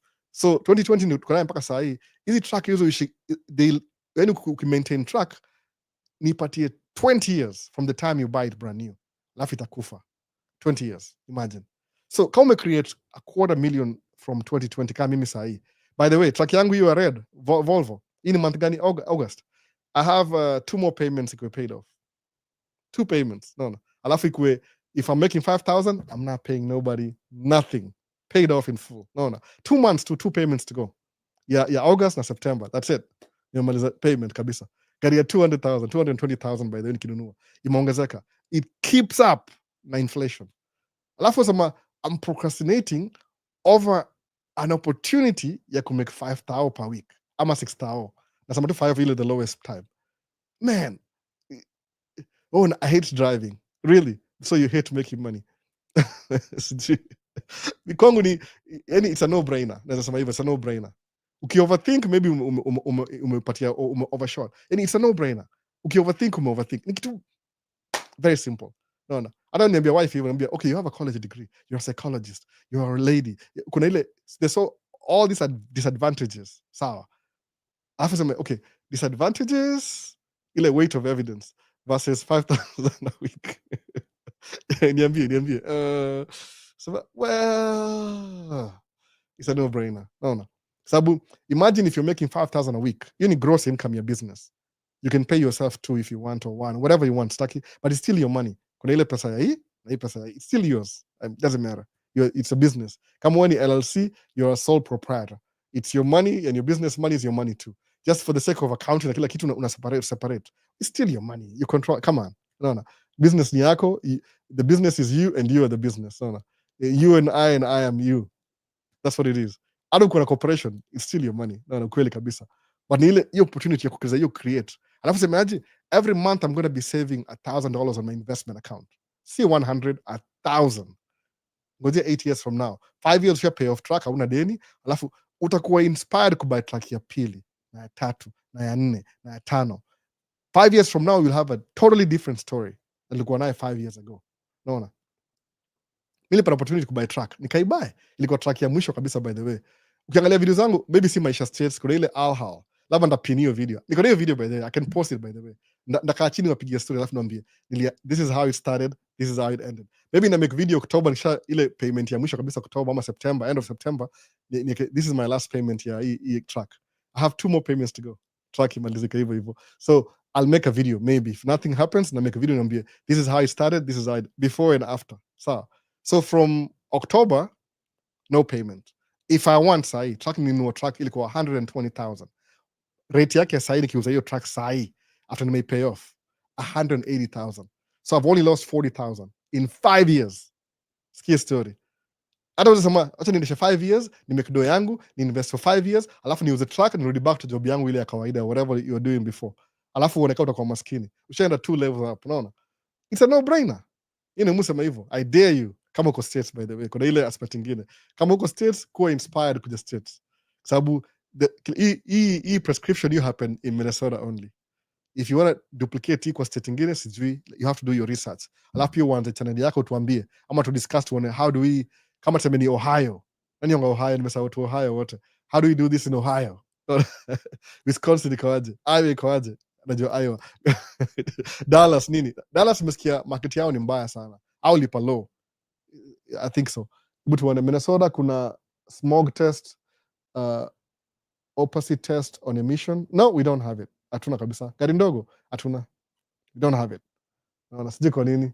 Most states najua registration, they just give them your money. Naona. I believe you can change your life only if you're willing to change your ways of doing things. That's true. Just a change of mindset. Hiyo 5,000 per week ni net profit, ukitoa expenses ama ni 5,000 gross. So per month ni 20,000 on the low end. On the high end ni 6,000 a week. Alafu toa grow, everything. So Browley, skiza. Browley wants to think about this. Fikiria vizuri. Umemake 6,000. Mimi nasema 5,000 ile naloa hiyo 1,000 extra. Ile 2 plus minus, you're new. You're just still learning the job. 6,000 ni mimi, make 6,000. So 6,000 you ni 6, 6, 12, 24. 24 track payment yangu na insurance ni 4,000. Everything ni 4,000. 4,500 hivi. Insurance na track payment. Mafuta ni kama 3,000. So nikitoa 3,000, 4,000, hii ni kama 7 hivi. From 24, nabaki na ngapi? 15. Browley, I'll be honest with you, 15,000 is a lot of money for me. Still. No, I'm not kidding. Ingekuwa single, that's a way too much money that I need. I think I can leave off 2,000 a month. Rent, maybe na chakula. But I have kids, I have mouths to feed. So increase mortgage, chakula. Chakula mostly is gonna grocery. I don't do groceries anymore. Nipatia wife your job. Pia ende huko do groceries. So you tumia kadi yangu. Ni kama 400, sema 500 a week sahi. Expenses of food. So mortgage ni kama 3,000, food ni 500, hiyo ni times 4 weeks, hiyo ni kama 2,000. So ni 5,000, alafu plus minus utility 1,000. Sawa. So 6,000 a week. A month. Mimi na kama tuseme 20 ama 24. Na baki na 15. Bwana save 9. Ni vile tu saa kuna madeni za kulipa, kuna vitu kama hizo, naona kama last week kuna madeni kama truck inaharibika. Either way, hiyo pesa, I always have enough money ya kulipa life insurance yangu on time. 2, by the way, life insurance 2. Alafu niko na ingine pia my investment, extra money that I say, sidanganyi yani. Yani ina work out, naona. I'm not telling you to do it, but that's just what it is. Kwangu specifically. Why do I share this information? If you want to, ufuate hii path to the T, uta supersede hata mimi example yangu. Because maybe some of you hatauna watoi. Bado ujaoa, bado uko single, akia nani. Woo! If I could do it again. But sometimes ni ile ukweli, you never get the second chances. Sometimes lazima experience life kwanza ndio ujue solution. Wala soga na bahati ni wale kama msali alianza na tracking sema kama ako 20, by 30 asha retire kwa job nyingine. Unaona? Labda ni CEO, hata labda amecheza golf na wale multi-millionaire. Uza grow very fast, by the way. Sababu the more money una invest, the more unapata returns. Sawa, hiyo ni 5,000 ile gross, unaona. So nini nyingine hapa TikTok nimekaa hapa sana fresh, wako active kuliko acha nimalize YouTube. Kusema ukweli, I have noticed lately people being laid off. Yeah, that's true. Edo Kamau, people are getting laid off. Alafu kuna KM Infinity. Albo, hope you're doing great, man. When you'll be free of work, please give me a ride to and from Lake Superior. Thanks, Lake Superior. That's like 3 hours drive. I was supposed to go there last weekend. Ilikuwa na ilikuwa hivi, kulikuwa na Duluth. Lake Superior ni Duluth, by the way, KM Infinity. It's a 3-hour drive. I can do it. Nimerecord an hour and a half clean. Did I post that video? Yes, I did. Iko private bado. I'll just drive. Ni 3-hour drive. Mua napatia row. I can do it. But ile I have to be really, really free on good weather. Ndaongea na wife kama naweza tuende go 3 hours drive though. That's my cameras won't survive. Hizo na kama 2 hours nazimika. But I'll try. I was supposed to be there last week, by the way. Vile my mom alirudi from Kenya, my sister nikawapick from airport. So many family things can happen. My uncle alikufa, one of my dad's brother alikufa. So kuna vitu mobs na happen hiyo weekend. Singeenda Duluth nikamiss. So man, next time. It'll happen to once a year, man. But ningeenda hiyo ni Lake Superior. Iko Duluth. Ama which is the closest town? Cloquet, sijui tutaona tu. I'll do it nikipata nafasi. Promise, one day. Albo, any question, it can be, Albo, my question is, can an immigrant gain nationalism? If you have a poll, that's exactly what I did. Ukuja kama, when you become, okay, suppose kuna so many ways. Utaingia kama student, kuja kusoma, musemanga kuja kusoma degree, but sema na hiyo degree lazima umeolewa ama umeoa. Either. According to one of my aunt ni Tanzania, asemanga, hapana Albert, wanaume ni wanaoa, wanawake wanaolewa. Sijaisa hiyo kitu. Alikumbusha hivyo DNT. So alisema hivi, so ukikuja hapa kusoma kama most advisable, ukikuja hapa kusoma kama 4-year degree, alafu unataka kubaki States, you want to live up America, current laws, current sheria sahi, current laws, but time na graduate, make sure umeoa pia. 4 years is enough time to meet somebody na kumjua. Naona, come on, naona sababu usisema ati uko exclusive, hiyo ndio watu make mistakes. Yani when somebody thinks they are better than everybody else, sema kweli kabisa, everybody ni average, everybody. But the other ule billionaire, you have better, maybe you're more good looking, you smell better, you're more athletic, you're healthy than a billionaire. Ile tu billionaire kuna hiyo ability ya kumake billion, but ni binadamu kama wewe, unapata labda you're even better than them. Everybody is average. So kuja kusoma hapa hivi, na answer question ya for Paul, kuja kusoma hapa 4 years, that's enough time to meet somebody. Please, oa mtu kama uko na mtu Kenya bado sawa, but if you want to stay, oa mtu. Number 1 ndio unaoa mtu, marriage, by marriage. Ukiwa marriage, wewe ni student na an immigrant, utaoa mtu. Ukioa mtu unakuwa immigrant, sawa, unaangusha ile non drop, unakuwa immigrant 5 years, 3 to 5 years. Alafu ukienda petition tena ufile tena, unakuwa naturalized citizen. Ndio mimi sasa naturalized citizen. Mimi nikuja kama na green card, immigrant visa, nikaibadilisha. Siku hizi mimi ni nini? Mimi ni naturalized citizen. So mimi ni raia, nationalism, nationalized citizen. So mimi ni raia wa America by naturalization, sikuzaliwa hapa. But watu wangu wamezaliwa hapa, au ni citizen by birth. Hiyo ndio difference sasa. But ile amendment ile ya constitution ina cover everything. Either you're born here or you're naturalized. Wewe ni citizen bado. Unaona? Kwa citizen si big deal sana, the way people call it kwa Republican Party. Citizen ile you're under the authority ya Congress. Ili kupatia ile opportunity ya kuwa citizen. Hiyo ndio inamaanisha hivyo. People who are senior than citizens ni nationals. Wale kama Native Americans. They own this ish. Karibu nisamee kitu. Bahati. Au ni national, itwaje? American nationals. Wako above gava. Any Native Americans wako hapa, alafu United States iko hapa, alafu gava, alafu Congress. Sawa wako hapa. They own this ish. Unaona? Au ni original. Wako hapa wengi sana, by the way. Please Shakopee, land yao. According to treaties, walipewa hiyo land yao fully. Kama unaishi Shakopee, property tax zako zinakuwa Native American straight. Naona? Kuna casino huko, casino. Au kuna casino. So they can do that. Kwa nini? Wako above gava. you know difference. But if you are national nationalism, kama mimi ni naturalized citizen, sawa, niko undercover, yani I live here under the under the what, the privilege of the government, ama ni consent, whatever, nimesahau hiyo word, that's what inamaanisha hivyo. So unakuja kama non-immigrant, you drop the non-immigrant, unakuwa naturalized citizen. But if you have kids, your kids wanakuwa second generation immigrant, aka wanakuwa birth citizen, wanazaliwa hapa hivi according law sahi, which inakuwa threatened na kubadilika, ndio of course watu wote weusi wabaki wazungu peke yao hapa hivi. That's what ndio wana propose. Does I take seriously? Yes, take it seriously, but suppose it's good to take it seriously just in case. Naona. So mtu kwa tu unachunga sheria. So kuja hapa kusoma please. Oh, mtu hata mchezo bana. Naona. You're not that good. You're not that anyway. I'll give you a specific example. Wacha niwache naona. Kuna mademo ona yani na degree niko hapa. Alafu ako 35 aja hiyo leo. Alafu ana majirala abaki man. Anyway, sawa tu. Hizo happen. These things happen. Kuna few cases even weird. Naona. From my perspective, without being biased, you're a good motivated speaker. I am a good motivated speaker. Oh, thank you. How many compliments? I'm not.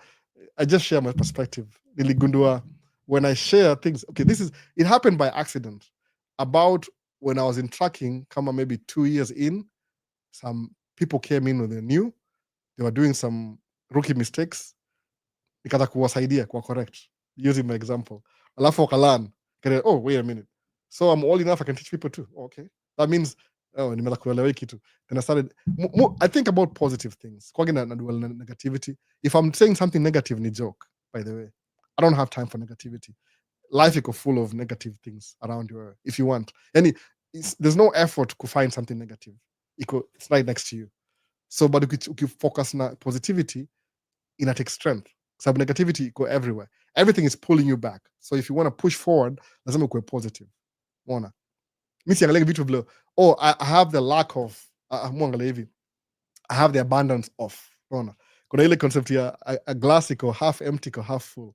Neil deGrasse Tyson ni cheesy man. That guy thinks tomorrow and today. Anasema analogy moja ilinifurahisha sana. Anasema, well, if the glass is half full, is that before you got there or after you got there? If it's half empty, then probably somebody drank the half already. It's just crazy. It was just a crazy thing, Neil deGrasse Tyson. But it's true. My glass is always half full. You can fill it up. You can get more water in the glass. So positivity really works. Sabu, there's so much negativity in the world, by the way. So much. You don't have to look left. And I got TikTok sahi want to scroll. Oof. Doomsday. The world is ending tomorrow. No. Watch news. Doomsday. No. So positivity unajitenga. Lazima uko na ile abundance mindset. Si scarcity. Scarcity your default, by the way. If I think about the things I lack today, there's so many. Man, I need an iPhone 17. I need a brand new camera. What else do I need? A bigger house, bigger screen. I need a private jet, my own yacht. I need to own an island. Those are the things that I need in negativity. But I just need. I want, not need. But do I really need those things? No. So okay, what do I have? I have a privilege, kukakwa, my house that I don't own. I'm paying payments every month just to live in this house. Complicated issue, mortgage, whatever.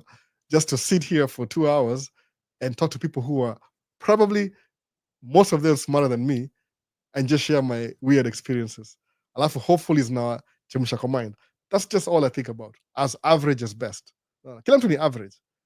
So do the things you have to do. Sabu life is negative. Honestly speaking, just think about it. How many things can you pull that are negative right now in front of you? Utashanga. There's so many things that are negative. But positivity, you have to work hard and you penetrate. So that's the thing. Like if you think negatively, utakuwa depressed, by the way. Depressed, in your word. Utakuwa depressed. But if you think positively, uta stay away from depression. Sabu there's always like hope. Things can actually get better. No. If you do this, get better. I'm just a truck driver. My first job was a cashier. I was a cashier. I worked at the factory. That's it. I'm a truck driver, cashier, factory. Kanambia wife hivyo ile humility, out of humility. No big deal. No. Played basketball a little bit in high school. That's about it. No. I wasn't that good. I was just average. What do I have to show? Nothing. No. Very average. So neither two, whatever you do, when I master. If people are investing, I'll invest too. If people are doing, I'll do that too. Oh, if the rich people have a trust and they have a trust fund babies, I'll do the same thing too. I'm just learning as everybody. Unaangalia what things na benefit, alafu nazifuata. Small steps, a day at a time. Nimbo, I did it, who told me a day at a time? A very crucial time, Nimbo, a day at a time. Actually, nipata hiyo a day at a time out of negativity. No, niko so anxious. I was asking 50 questions. Nikambo, listen, just save the 49 for tomorrow. Spread them out. Today's question, deal with it today. Kama awezi succeed today, move to the next question tomorrow. So kuna 48. The next one, 47, 46, 40. Before you know it, 50 days from now, you've gone through all the questions. The ones you can solve, solve. The ones you can't, you haven't solved them. But you're still alive after 50 days? Yeah, you are. Okay, that means you're winning. No. The things you couldn't do, uliweta nyuma. The things you could, zimepeleka mbele. Naangalia nyuma sema, well, I had 49 questions, 50 questions. I answered 10. 40 are impossible, but I'm still alive today. So, well, let's work with 10. 1, 2, inabaki 1. 1, unaendelea na hivyo hivyo. Life goes on. Mona. So, wacha nimalize maswali.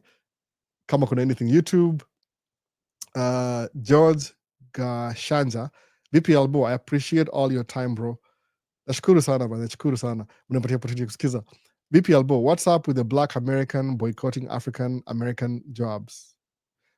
Black Americans boycott African American jobs. I saw it online. It's just online. It could be true, it could not be true. It could be some people take it serious, take it not seriously, with a grain of salt. Musama hivyo. Sabu ni trend to somebody saying something. No. Sabu mi hujua kuna watu purely muangalia TikTok pia, iko social media. I tend to stay away from hiyo comment juu ya trending things of the week. Sabu najua posting video is a business, by the way. Ni sales. So you find the most controversial thing and you talk about it, it's going to make you more money. Kwa nini? Inapata eyeballs, attention economy. So real, I could do that if I want to, but sioni kama it's not really helping anybody. No, I'm not here to entertain you. I'd rather ipatie tips kusaidia kwenda mbele. So if they boycott, well, itaendelea tu. Africans will support African businesses then. No. And if you're good at it, guess what? Elon Musk is a South African. Everybody buys his stuff. He's not the right color, but he's not the African color, but he's South African. Everybody buys Elon Musk stuff. Kuna Tesla. Honestly, by the way, kama mjaijua, he doesn't make his money kuuza gari, Tesla. Kuna SpaceX. Kuna ile sijui, hata nimesahau jina kampuni zake zote. Ni stocks zake ziko very high. Highly, everybody buys their stock. So he's making money not only from the company, he's in a stock market. People are buying Tesla shares. Everybody. Kwa nini? Iko na ile prospects, your future prospects. I have it too, unfortunately. Unfortunately. No, don't feel bad. Ni biashara tu. No, it's performing really good. Auzagi magari. Gari ni the side hustle. Main ni stocks. No. Iko na ile promising future. If you have a good futuristic business, people will buy your stock. Kwa nini? Because kuna ile, if you have a futuristic business, it shows them in the stock market that your company has future. Ile itakuwa for a long time. That means if the stock is increasing every day, you'll make more money over time. So it's lucrative. So that's what makes him very rich. Kwa shares za Tesla, akona sijui ni 20% shareholder. 80 ni watu wengine. But still, ile promising. Ile idea. Hiyo ndio the new economy sahi. Si ya kununua shamba la kupanda mahindi. That only goes so far. You can only sell mahindi enough kwa shamba yako. Kuna hii stock superficial wealth. But then it's funny, it's superficial wealth, but that's actually the new type of wealth in the world sahi. No, stocks. So usineglect stocks, by the way. I'm telling you, man. Utaanza sahi, utasahau hiyo story 20 years from now, you'll emerge a billionaire from nowhere. No. Nobody will know. Watafikiri umechizi. You retired a billionaire. Anza stocks mapema sahi. The younger you are, the better. Life insurance, anza sahi mapema before fike 40 kama sisi. Tuko na AARP. If you know that, America wanamaanisha nini AARP, nafaa kwenda colonoscopy in 3 years, pre-screening, all that. No, old man problems. Anza mapema before ufike hizo stories za AARP. Sawa. Hiyo ndio nini? Ni kama superficial wealth, people are paying you for your ideas. Naona, that's what it is. Naona kama AI inaingia, AI si business kabisa, ni thing that makes things easier for everybody. That means some people will lose some jobs, some people will gain jobs. Ule ata give up, atakuwa kata, atachwa nyuma. Naona. So I don't believe ni true. So niaje albo Ibda manini ama badala rafiki Ibda, rafiki yako Msomali aliomba loan kwa bank anunue truck ama alisaidiwa na rafiki zake. Ibda ataomba loan kama ni ataomba loan ule ashakubali. Kaka vipi albo, I really was looking forward to hear from you. JJ Kubai, the live is life changing, make it longer please. Albert, thank you. Last week I had to go somewhere. I had to go. The kids, they get me. They'll get me once or twice a year. I'm really fighting for this time slot. No. They'll get me. Sometimes they'll get me. So last week ilikuwa the parade ilikuwa mapema, ilikuwa inaanza kama time yangu ya live. So I had to sometimes. No. Mu pretend, but you see, well, let's go later. Okay, sometimes it'll happen. Mu try as much as possible kukuwa available on Sunday na clear schedule, lakini once or twice ndapatikana. So ikipatikana, just go back and watch the old ones. Kama uwezi mujua hivi, I watch my own videos too. Live yenyewe hiyo ngani kama ikwangi very clear. Unajua YouTube kwa nini, for the sake of space au compress file, wana compress ile file. So kama live iko 1080p, iko compress na kwa 720. So it's very clear. So what I do ni hivi, once a week more on a recording session. So if you want to go watch the replay, ya hii live, the replay, kama kwa TikTok by the way, do replay ya hii live, and YouTube Maisha States channel, angalia playlist imeandikwa Man Cave Talk. 3 words, Man Cave, Man Cave, Man Cave, Man Cave, Man Cave Talk. Sawa, hii ndio ni Younger Man Cave logo. Nilinunua kwa kasho. Man Cave Talk. Uangalie recording zika huko hivyo. I think kuna kama 80 something sijui ni ngapi, 100 and something, 104 something. Alafu uende watch live recording. Hii live recording iko YouTube. Kwa nini? Hata mimi mwenyewe, because I watch my own lives too, niangalie what kind of things I was talking about, niseme how can I improve. So muangalia, I enjoy watching the recorded version than the live, sababu live iko very poor quality. Ile 1080 plus compression ya YouTube inakuwa 720. Live yenyewe na record na 4K, so 4K compress na kwa 1080, so it's still quality yake ni poor kuliko ile nini. So if you really want to watch the recording, and watch Man Cave Talk live, inaitwa Man Cave Talk live, extra word live. Sawa, that's how you get this in the content. Kuna kama episode ngapi, almost live ni almost 100, iko 80 something. Ile Man Cave ile record iko over 100, so there's enough things to watch. Na hii mostly ni questions za Q&A. So if somebody's asking me a question, probably nishai answer before, ni ile tu mu try refresh ndio ikuwe more current. But there's no creativity. I've been talking about tracking since 2023 ikianza hii channel. Nothing different. Ile tu maybe some few changes vile wali na change kidogo, but the concept is same too. Nothing has changed. Unakuja States na ni immigrant, unakuwa immigrant, unakuwa naturalized, unaanza business, you become a millionaire, billionaire, trillionaire, then you come help us average people like me. No, I'll appreciate it. Come help me out. No. Kuja unipatie boost. Unieke chairman wa kampuni yako, sawa, so I can take a break and spend more time with my kids. I don't think that's gonna happen. Kama wewe ni chairman wa kampuni, you'll never have time with your kids. Ni uongo. They own you. No. Anybody who pays you 6 figures, they own you. No. Hawezi kuacha for anything. That's why they're making you work for them. What they can't do, they're making you do it. That means they own your whatever, your word. So last time ilikuwa short, that's why. Leo nimeendelea, niko how many hours? Niko 2 hours sahi. So it's gonna be longer. Kuna recording pia. I'm recording by the way. I think 2 weeks ago, the first part ya file ilikuwa corrupted. I don't know why. Something with the camera. Mona. But I'm buying a new camera soon. There's nothing wrong with this camera. I'm just buying another one for other purposes. Recording. Mona. So Favored Paul, if you buy a mortgage for $1 million, can its value affect your payments because house values increase daily? So Favored Paul ni hivi, when you buy your house, kama nilibai house yetu ilikuwa 3 years ago. So basically maybe 3 or 4 years ago, 2022, 2021, kumbuki, sahau, count. The beauty of mortgage ni kama kubuy truck. Okay, example ni hivi, Favor Paul. Wacha kupatia example ya truck.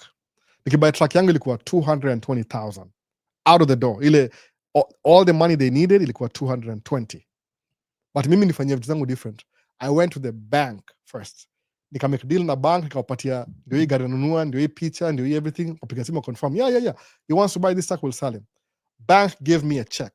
Ni kama cash money. Ni kama nilipwa, yani ilikuwa tu representation ya cash in terms of a check. Ilikuwa ile itongaje?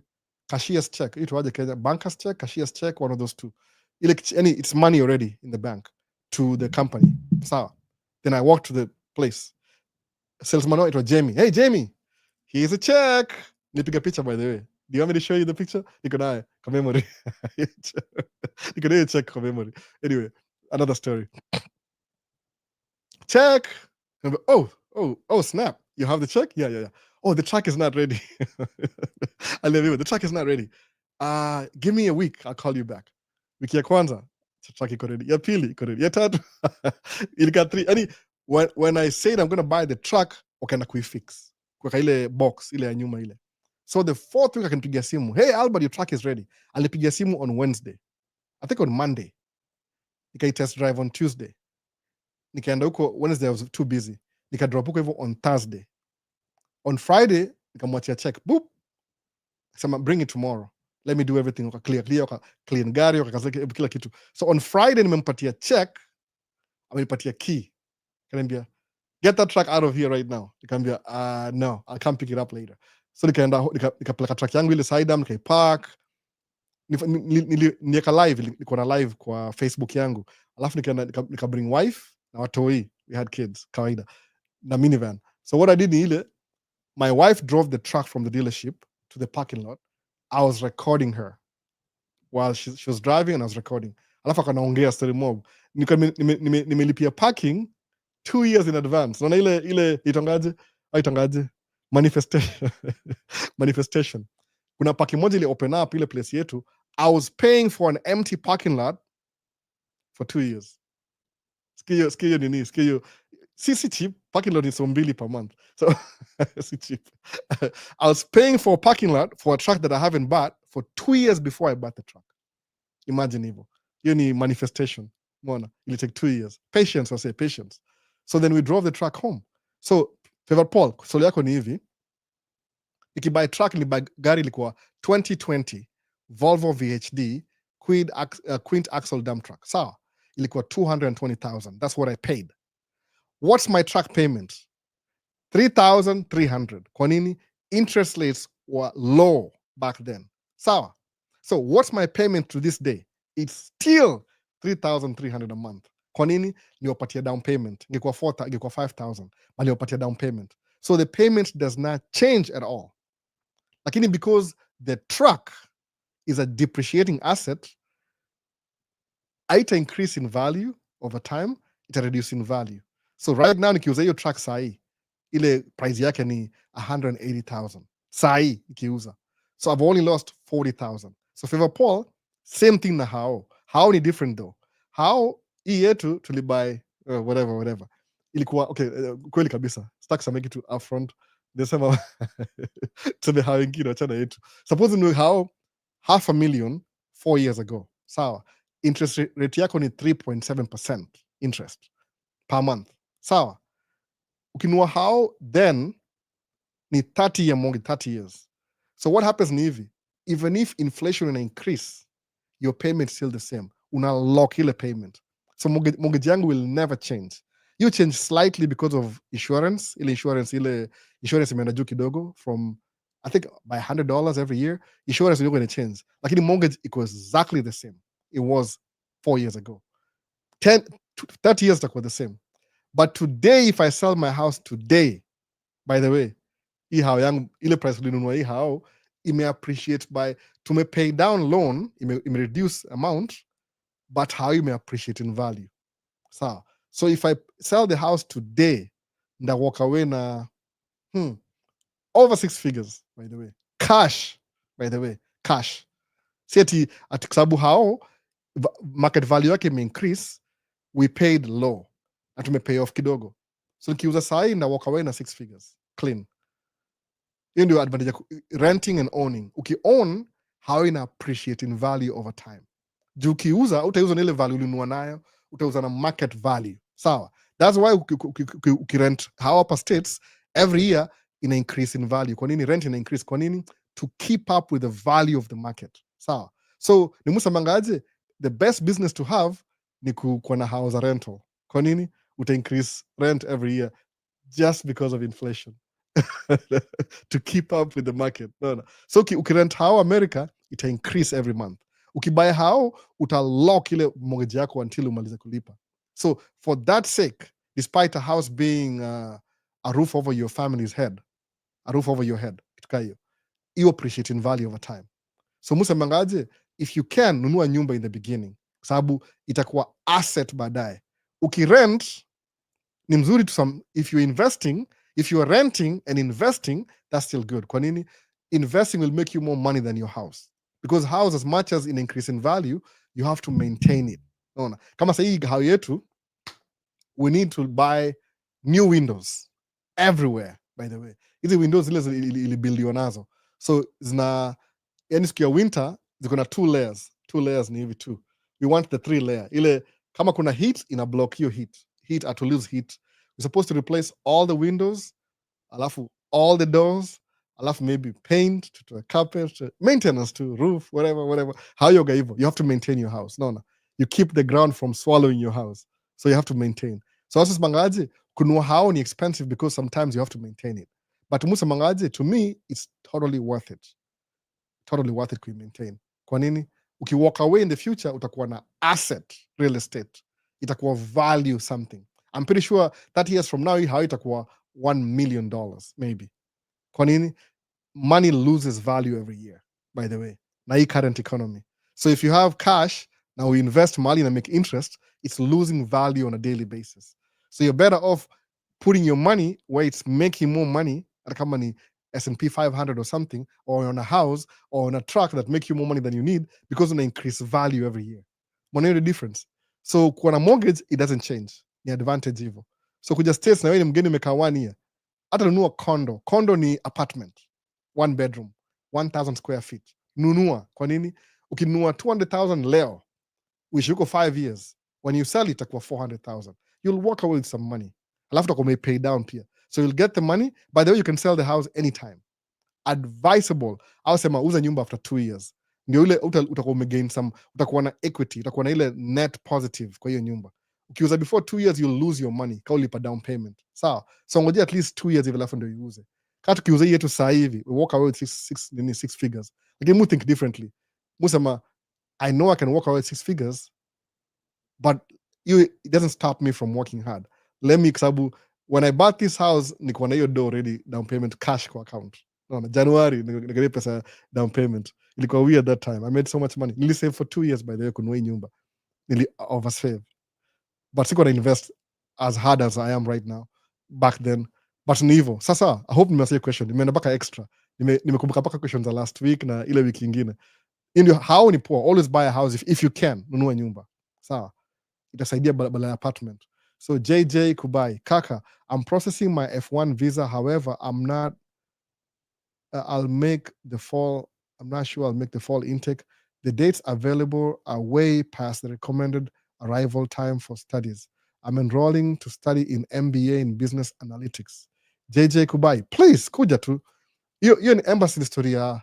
I think new administration ilifire watu wa gava, wali reduce small government. Doesn't make any sense. Ni too political language kusema whatever that is. So, but just keep applying. Kuja, I'm looking forward to seeing you over here. JJ Kubai with your masters. If you don't have a family, okay, tutaongea story but acha niwache tu. Wewe ni msemungwana bana JJ Kubai, alafu mwaribu kichwa saibura. Just keep doing what you're doing. No, tutaongea tuchafika hapa hivi. Sitaki kuharibu watu kichwa bana. Acha niwache tu story mob. JJ Kubai ni msemungwana hata simjui. How is that course, bro? Just, it will get you here. Don't worry about it. It will get you here. No. Yuni, mesemaje? You have, wasemangaji ile ngoma, nasahau jina tena. 50 problems. I got 99 problems. Jay-Z. One problem at a time.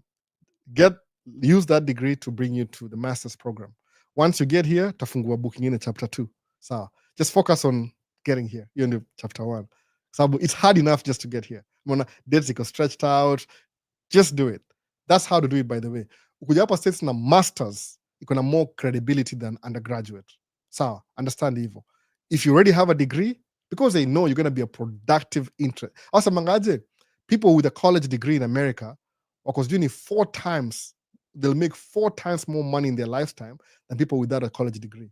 Kama mimi sahi mimi. And I know that it's a fact for me. So I'm going to work 4 times as hard than people with degrees so I can catch up. No, I'm playing catch up because maybe I will go to school some point someday. So JJ Kubai, please, kuja kwanza. First page, obstacle ya kwanza, get here. Tafungua page ingine ushafika hapa hivi. No. Sasa kuharibu kichwa sahi. One day at a time. Sawa. Juu hata hiyo hustle ya kuja hapa in the beginning, that's really hard, by the way. Imagine when the embassy acha tu by the way. Ni nightmare. Mimi hata siku yani ilikuwa coming to America kuja hapa hivi, si movie mimi. Nilirealize niko States 3 weeks in. No. Mind came catch up. Mind yangu ilikuwa Kenya bado for about a month. My mindset gonna I was dreaming Kenyan dreams. No, nalala namka, oh, niko Kenya. Oh my goodness, niko wapi hapa? Oh my god, how inakaje? Weird hivyo, unaona? It take 1 month kuadjust kwa States. Na nikuja hapa winter, February. So imagine that. So fungua tu 1 page at a time. Mind yangu catch up after 3 weeks. So, oh, niko States finally. Okay, sawa. Unaona? Ni kuna hiyo reality check. So usijali JJ namsemungwana na mwaribu kichwa sahi bure. So SE nini Keith sioni poa nasemaje SEE.S sijui namaanisha nini hiyo nilimisio emetuona tena asemaje it's like you should do a video explaining the concept on shares more. I will. I don't get paid to do this, so I have to find time. Fight with my kids. No. Napiga ile unapiga hivi alafu na shoot basketball. Na find a way. Nataka ku simplify. Nasemaje? Ndio tu pole pole labda ndakuwa na series, nianze series. Ama ni walk through, which is the best way. Just sijafungua Schwab, ndafungua Schwab na nyinyi. Nado hivyo. Ndafungua Schwab step by step. Alafu ni invest na nyinyi. Maybe sijafungua Schwab bado naifungua this month. Screen recording. We'll figure it out. Nafanya video by the way, moja. Off the cuff. Alafu nakuja kuipost baadaye. Mtajua tu ni ile investment ile. Alafu nifungue ni walk through nimefungua hiyo account yangu. Nitumetoka $50 hivi. Alafu tuanze hapo sasa na show. This is how you send money every month. Una hivyo alafu mshikanishe. Naona. Ile nishike mkono hivyo alafu uanze. Do you believe me? Inakaa very kumbuka vile msasa Scott Galloway. Scott alisemaje? The boring things will make you rich. See the boring things. Everybody overlooks that. Naona algorithm una post video shares alafu unapata 2 views for 1 month. That's what makes you rich, by the way. Naona the boring things will make you rich. Easy ni dead end. Naona zinaisha haraka consumable. So I'll do that. Na plan kabisa. Naona kuna Presley asemaje road to 10k. Hiyo camera ningeipangia since your first video ukiintroduce napatiana by the way. I do that. I said it, I'm going to do it. Hata kama sina camera nda make sure nipatia ndio watu wajue niko authentic. Naona ni milestone. 10k ni milestone. Ni 1000 ni milestone. So it may take some time kufika 10k. Imekuwa I think what happened hivi from the time ikianza Maisha States hiyo concept ya kuongea Kiswahili so many creators wamecome. So hii space ya Swahili speaking nini YouTube streets iko crowded, which is good by the way, kwa sababu kuna more perspectives ya wasao wanaongea. That's good. Unaona? Sababu hata kama kuna podcast iko nini podcast au ongea sheng. Na huyo msee nani mwafu ni kaa age mate wangu hivi kind of. Maybe it could be a year older than me ama mimi niko 1 year older than him. Akiongea vile anaongeanga tuko ile same age group. Unaona? Mwafu. So ni podcast ya Kiswahili. So kuna yani imekuwa authentic. Hii space the streets ziko crowded. So kuna competition. I don't compete mimi unfortunately. Ningekuwa nafanya hii full time ningecompete but si compete mimi. Unaona? I have other things that make me money. So I'm not financially motivated kukuwa na video. Mu work na quality too, na hizi my equipment. That's about it. Lakini is compete na hiyo space. But it's good. Ikona more, the streets of Swahili speaking YouTube channels zimejaa. So kuna more perspective, which is a good thing. Overall, overall is a good thing. Competition, so views haziendi as far as they could. So mi nakuwa na nishi yangu, somebody nishi ingine. There's so many, the streets are crowded. Initially ilikuwa very few of us, naona. Sahii kuna wase wengi sana, hata naweza wataja jina, naona. Kwa sababu come before mimi, after mimi. Alafu pia kuna wakenya wako outside Kenya na make video pia, ile from kama Germany, UK, Timo bado yuko sijui na travel ama nini. Mumuwatch bado ajika, mumuwatch bado. Kuna wase more, kuna msali potea kabisa huko Italy, sijui msali anaga wapi. Tulicommunicate akaenda missing. Hope yuko sawa. Sijamsikia karibu 2 years hivi. Naona. So imekuwa crowded. So ndatry to make you a video ya shares. Practical things, you understand. Jana mimi it took me a while to invest. Nilianza na Robinhood app. Lakini ubaya Robinhood ni hivi, when you're transferring money kwa they charge a huge fee. That's the only difference kwa Robinhood. It got a little bit more expensive. I think because they were the first one kuwa na app kwa simu. Sababu nini, Vanguard ilikuwa kwa computer. Vanguard kizi wako na app pia, but because walitanguliwa na Robinhood na app, so wanakucharge more money because you're an investment, you have to pay for those brains. Sawa, wako na more, the Robinhood app iko more active. Kama una shares, anza na Robinhood, by the way, very simple. Download app, angalia shares, inakulistia everything. Ile tu tuseme kama test drive.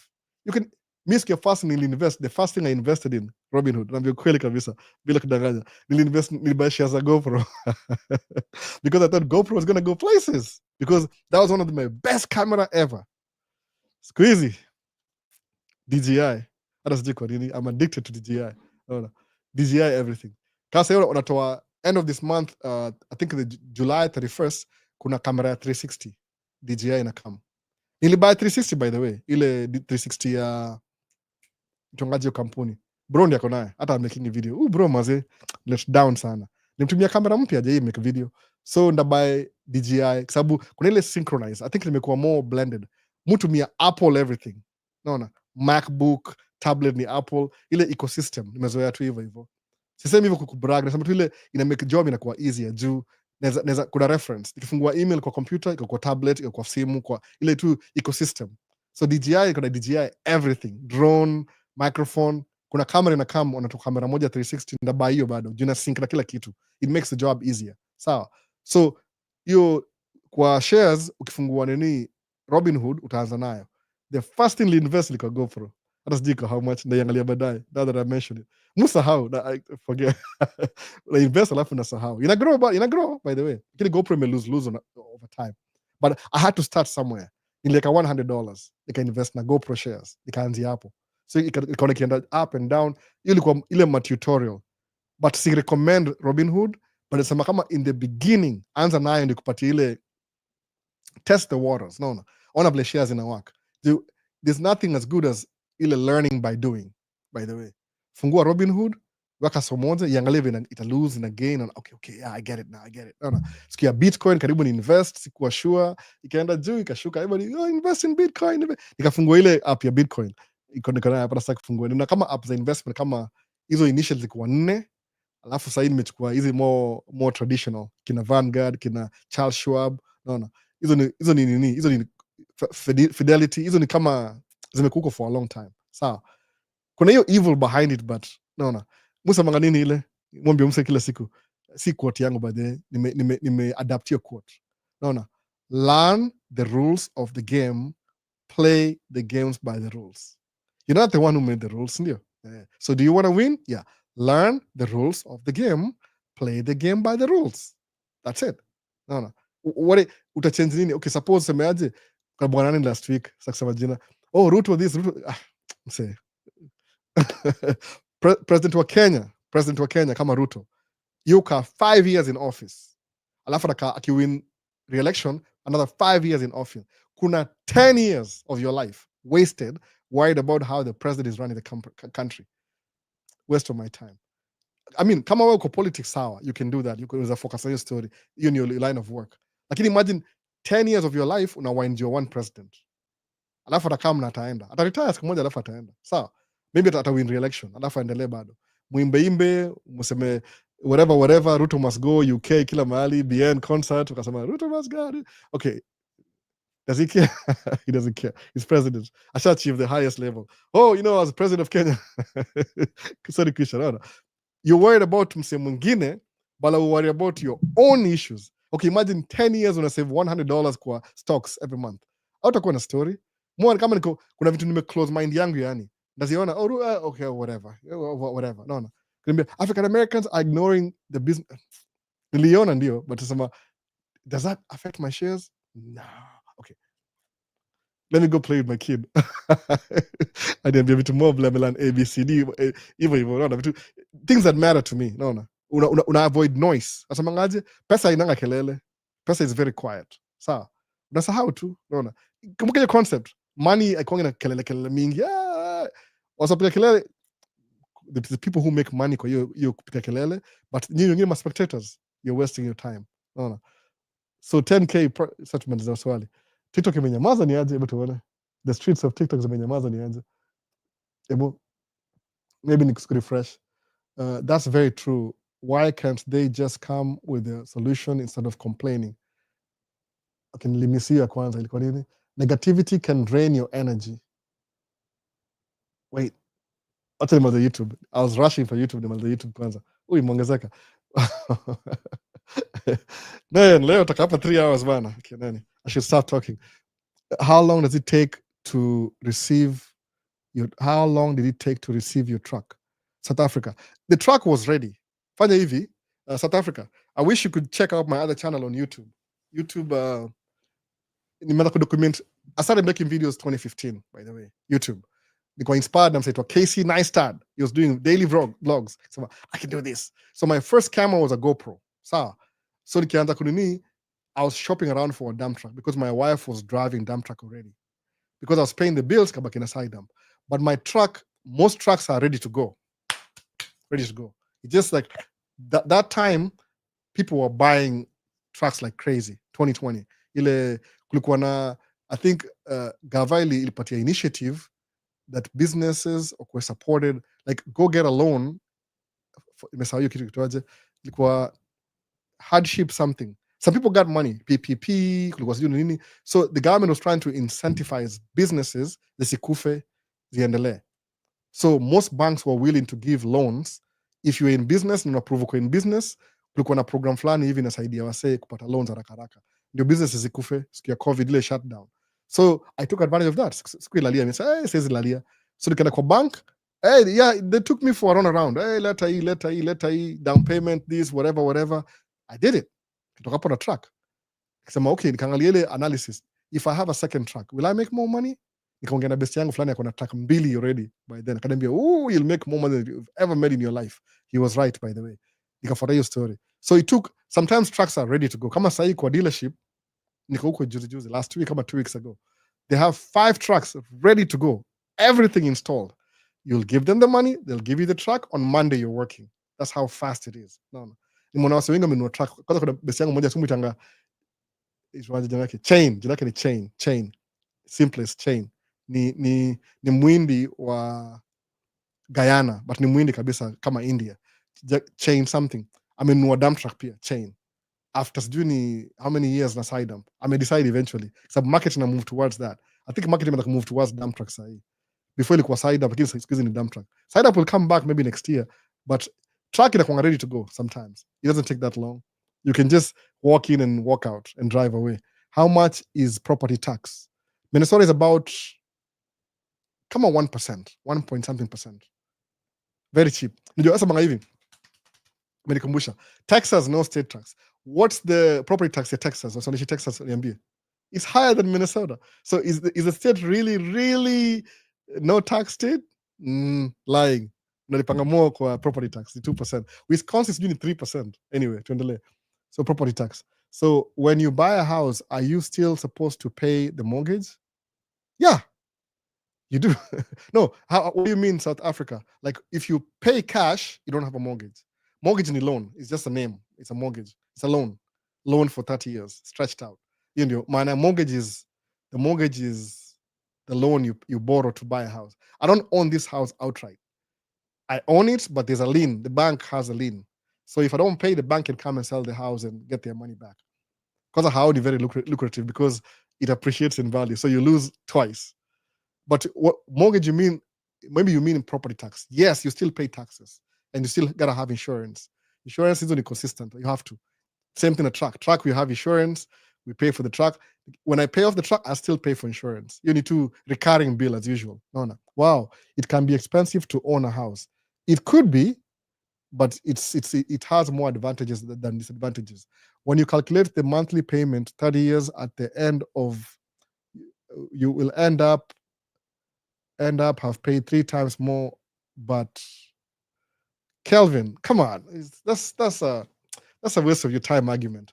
It's true. Okay, tuangalie the advantages. Maybe, what do you mean by that? Okay, if I bought my house for $500,000, sai, in the beginning, 30 years from now, my mortgage payment, I would have paid 2 times more than how much I bought the house for. Sawa, sikia story anasema ni ukweli kabisa. You buy a house 30 years ago, mortgage yako over time plus interest itakuwa, the house you bought for $500,000 utakuwa umelipa 1.5 million by the time you're done. No, twice the amount of the house. That's true. The payment, you can calculate mortgage yako times 30 ni kama twice the amount, the value of the house. Sawa, that's what you're saying, Kelvin. That's true. Kumbuka hivi, every time you pay mortgage, now any employee, what happens na mortgage? What do you do with the mortgage when you pay mortgage every month? You tax write-off. No. Come on, man. See, kuna benefits. Watu wangalia one-sided. Angalia both sides. Hii argument nishakuwa nayo before. One of my friends ali-argue na mimi, mwisho akanunua house. Akaniambia, you're right, Albert. Watu, kuna shida watu wanaye kununua house. Ni ile, you don't make enough money, sawa, to buy a house. I get that. That's true. I get that. Half the population in America wako below poverty line. That's true. Most people are poor in America because of the system. Mshahara yao, wages haven't gone back for like the last 40 years. That's true. But if you can buy a house, buy a house. Kwa nini? It's true. By the time unamaliza mortgage 30 years, you'll have paid twice the amount of the worth you bought it for 30 years ago. True. But how much is your house worth after 30 years? Same amount of money. No. You'd appreciate. Same amount of money. So the trick is, if you really want to keep your money and save money, come on, proactive. Mwambie waseko, there are two ways. Our Islam wao samanga wachukuangi interest kwa sababu ni haram. Mwambie, yeah, that's good. Yeah. Perfect. I get that. Hata mimi, I believe in haram kulipa interest.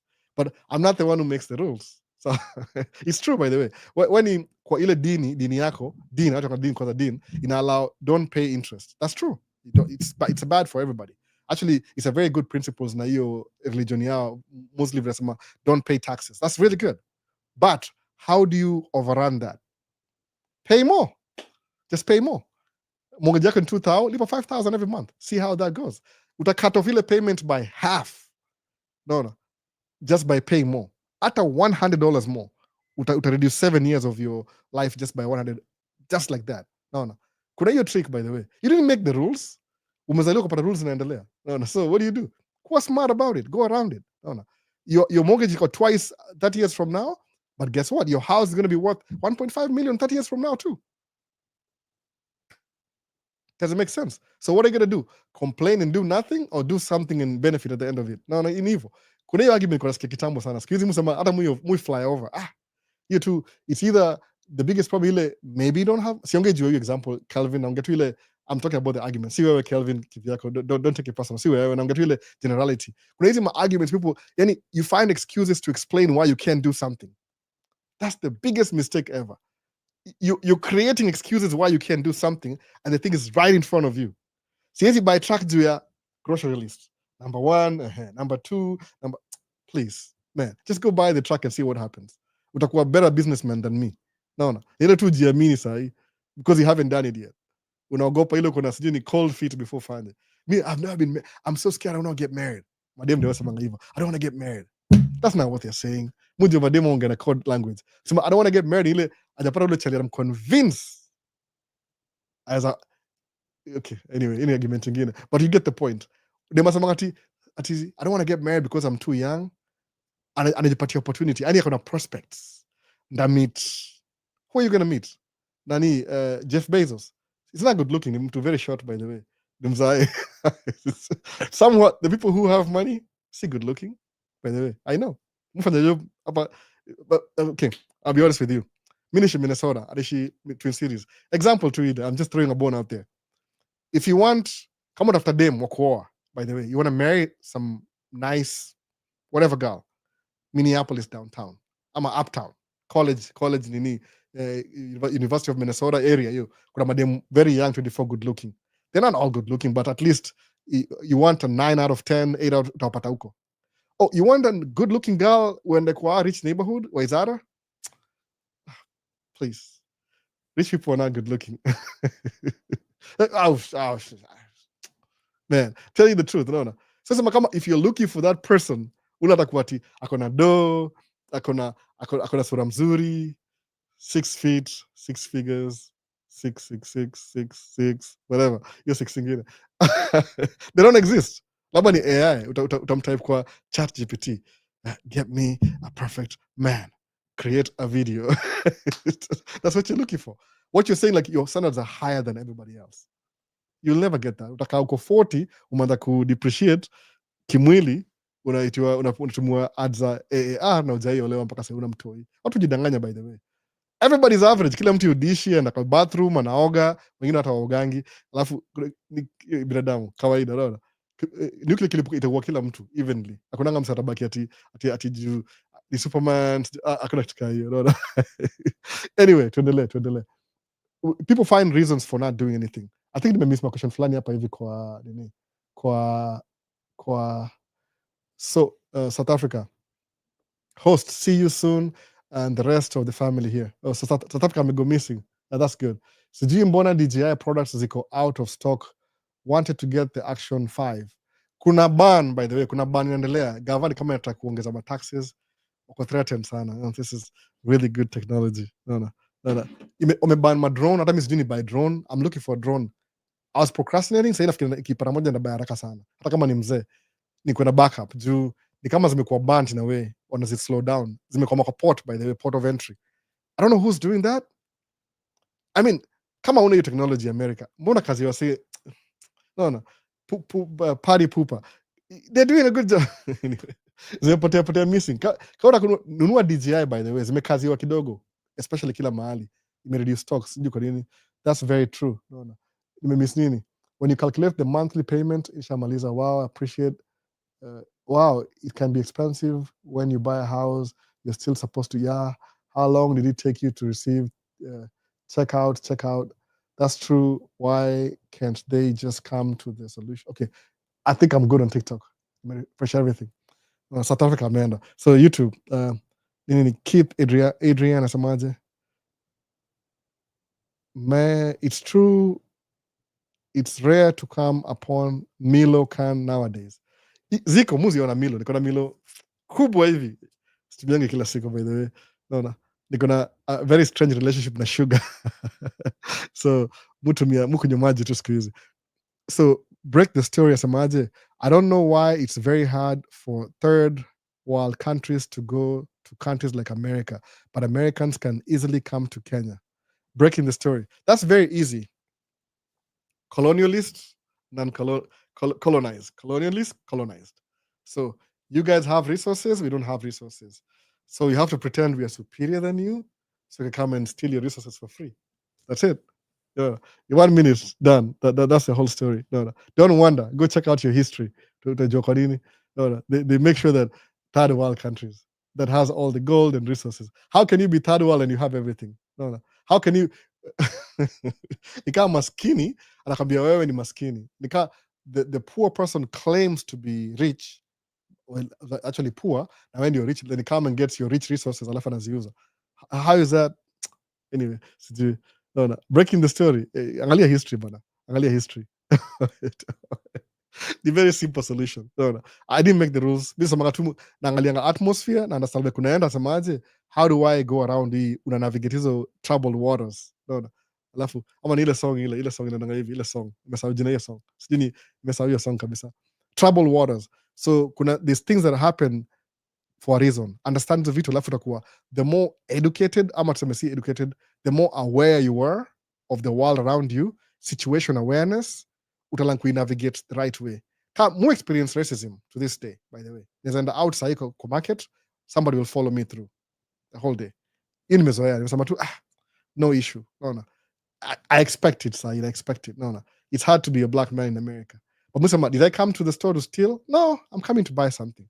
If you think, yeah, we have money to pay for that. I'll probably make more money than you. That's why you work here and I don't work here. Anyway, that's our story. So if you work in a store, do you make more money than me? No, you don't. No. So to experience kila mahali. So Edu Tanui, young blood millionaire, alienda wapi albo? Yuko bado. Ameenda hivi, business ameenda hivi, amerudi chini. Mumtafuta simuoni. No, yuko tu bado. No, yuko bado. Edu. Yuko, namtafuta kwanza, umesema hivyo. Nimuulize, uko wapi, umpotea wapi? Naona Hassan wa Isa, gonga like kwa appreciate our great gracious mzee. Oh, like the video. Imagine some 2 hours in like video. Like video by the way kwa YouTube. That's idea kwa wengine kamkuachia video. Like video. I appreciate sana. Nimemake up for last week, nimeenda extra 1 hour leo. Sangapi sahi? Oh, 3:26. Wow. That's gonna do. Nimeenda sana. What about a small family? What about a small family wanaweza survive with how much a month? It depends. No, it depends where you live. Mimi najua muishi a little bit hii place naishi Plymouth, taxes ziko high kidogo. What we avoid. Kuna other cities ziko cheaper kidogo. Lakini muishi hapa because of proximity. Shule ya Watoi iko 10 minutes away. Truck iko 13 minutes away. Alafu hizi stores iko 10 minutes away. So ni proximity to. So ishi hapa juu ile unaangalia hosi kama urgent care iko 5 minutes away. Children's iko kama, yani these things we need. Uko na watu wao need kama waende hospitali iko hapa karibu tu 5 minutes away, by the way. Kuna moja hapa, kuna nyingine pale, kuna nyingine pale.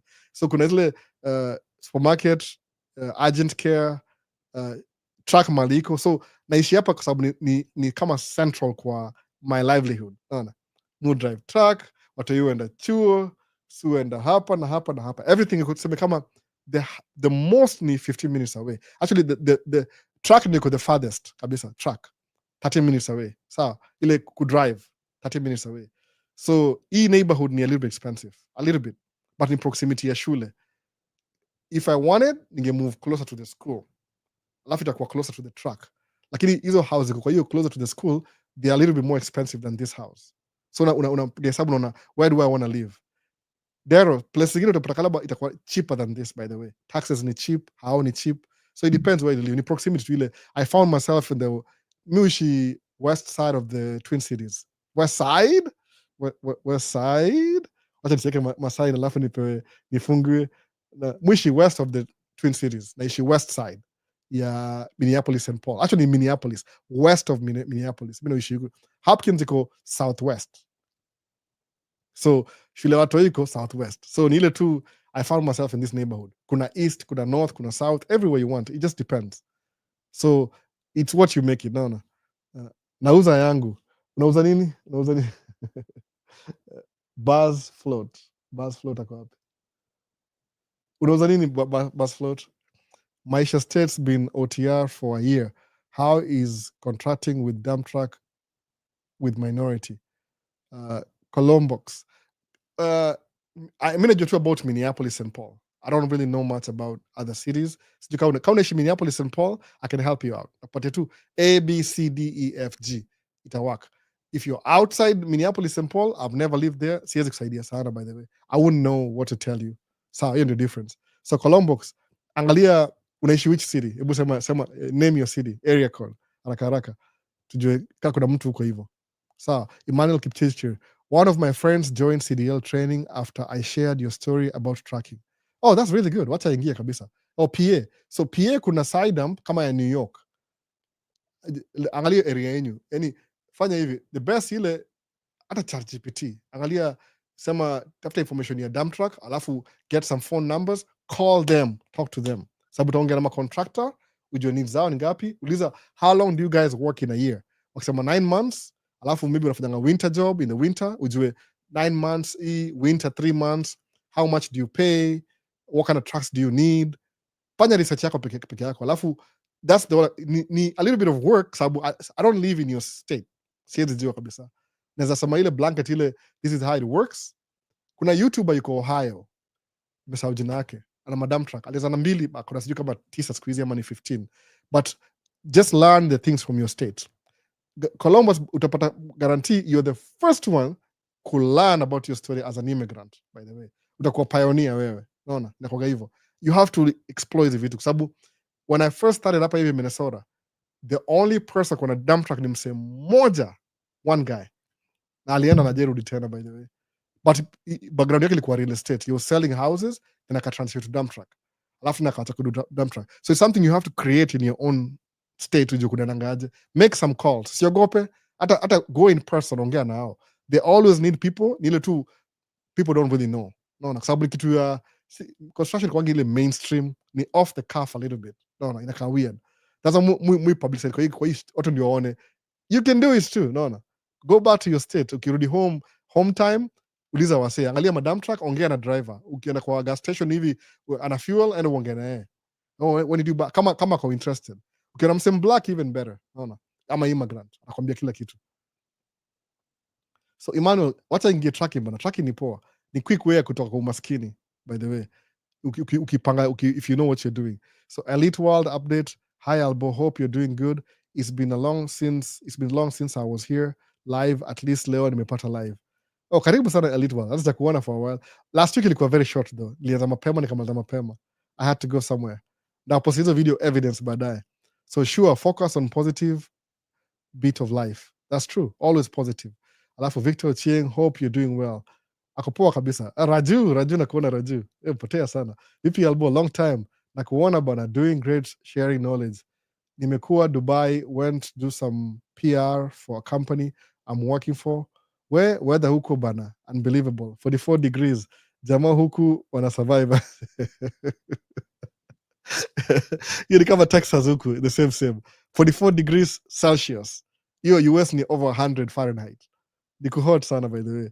Hata tuko summer, ndio summer saa hii. At least hapa tuko 32, leo tuko ngapi? Ka 35 hivi leo. But ni only for a few months. Unaona. Wana survive tu, ni AC bana, ni AC Raju. AC. Unaona. VP Albo, talk about hazmat endorsement kidogo ukiwa na CDL. Hazmat tu ni kama endorsement ile you can deliver fuel. Best yangu sije mpata bana. Alisema nataka kudu videos sijui. Okay, naelewa though. Unajua hii kudu video kama drive truck lazima uko comfortable sana kudu video hivyo juu sometimes unapata you are endangering other people's life. Ukidu hivyo kwa una record na uko job. Naelewa. So time enda kuisha bana. Iko 3:30 bana. Nafaa kwenda kudu vitu sahi. So VP, talk about hazmat ni ile tu when you're getting your CDL. Kuwa certified na everything if possible. Ama ukishapata CDL yako ile fast kabisa, ende ufanye my endorsement alafu ongeza hizo zingine kwa sababu ita open up nini yako horizon ya job. Juu best yangu aitwa nani Victor, you deliver fuel.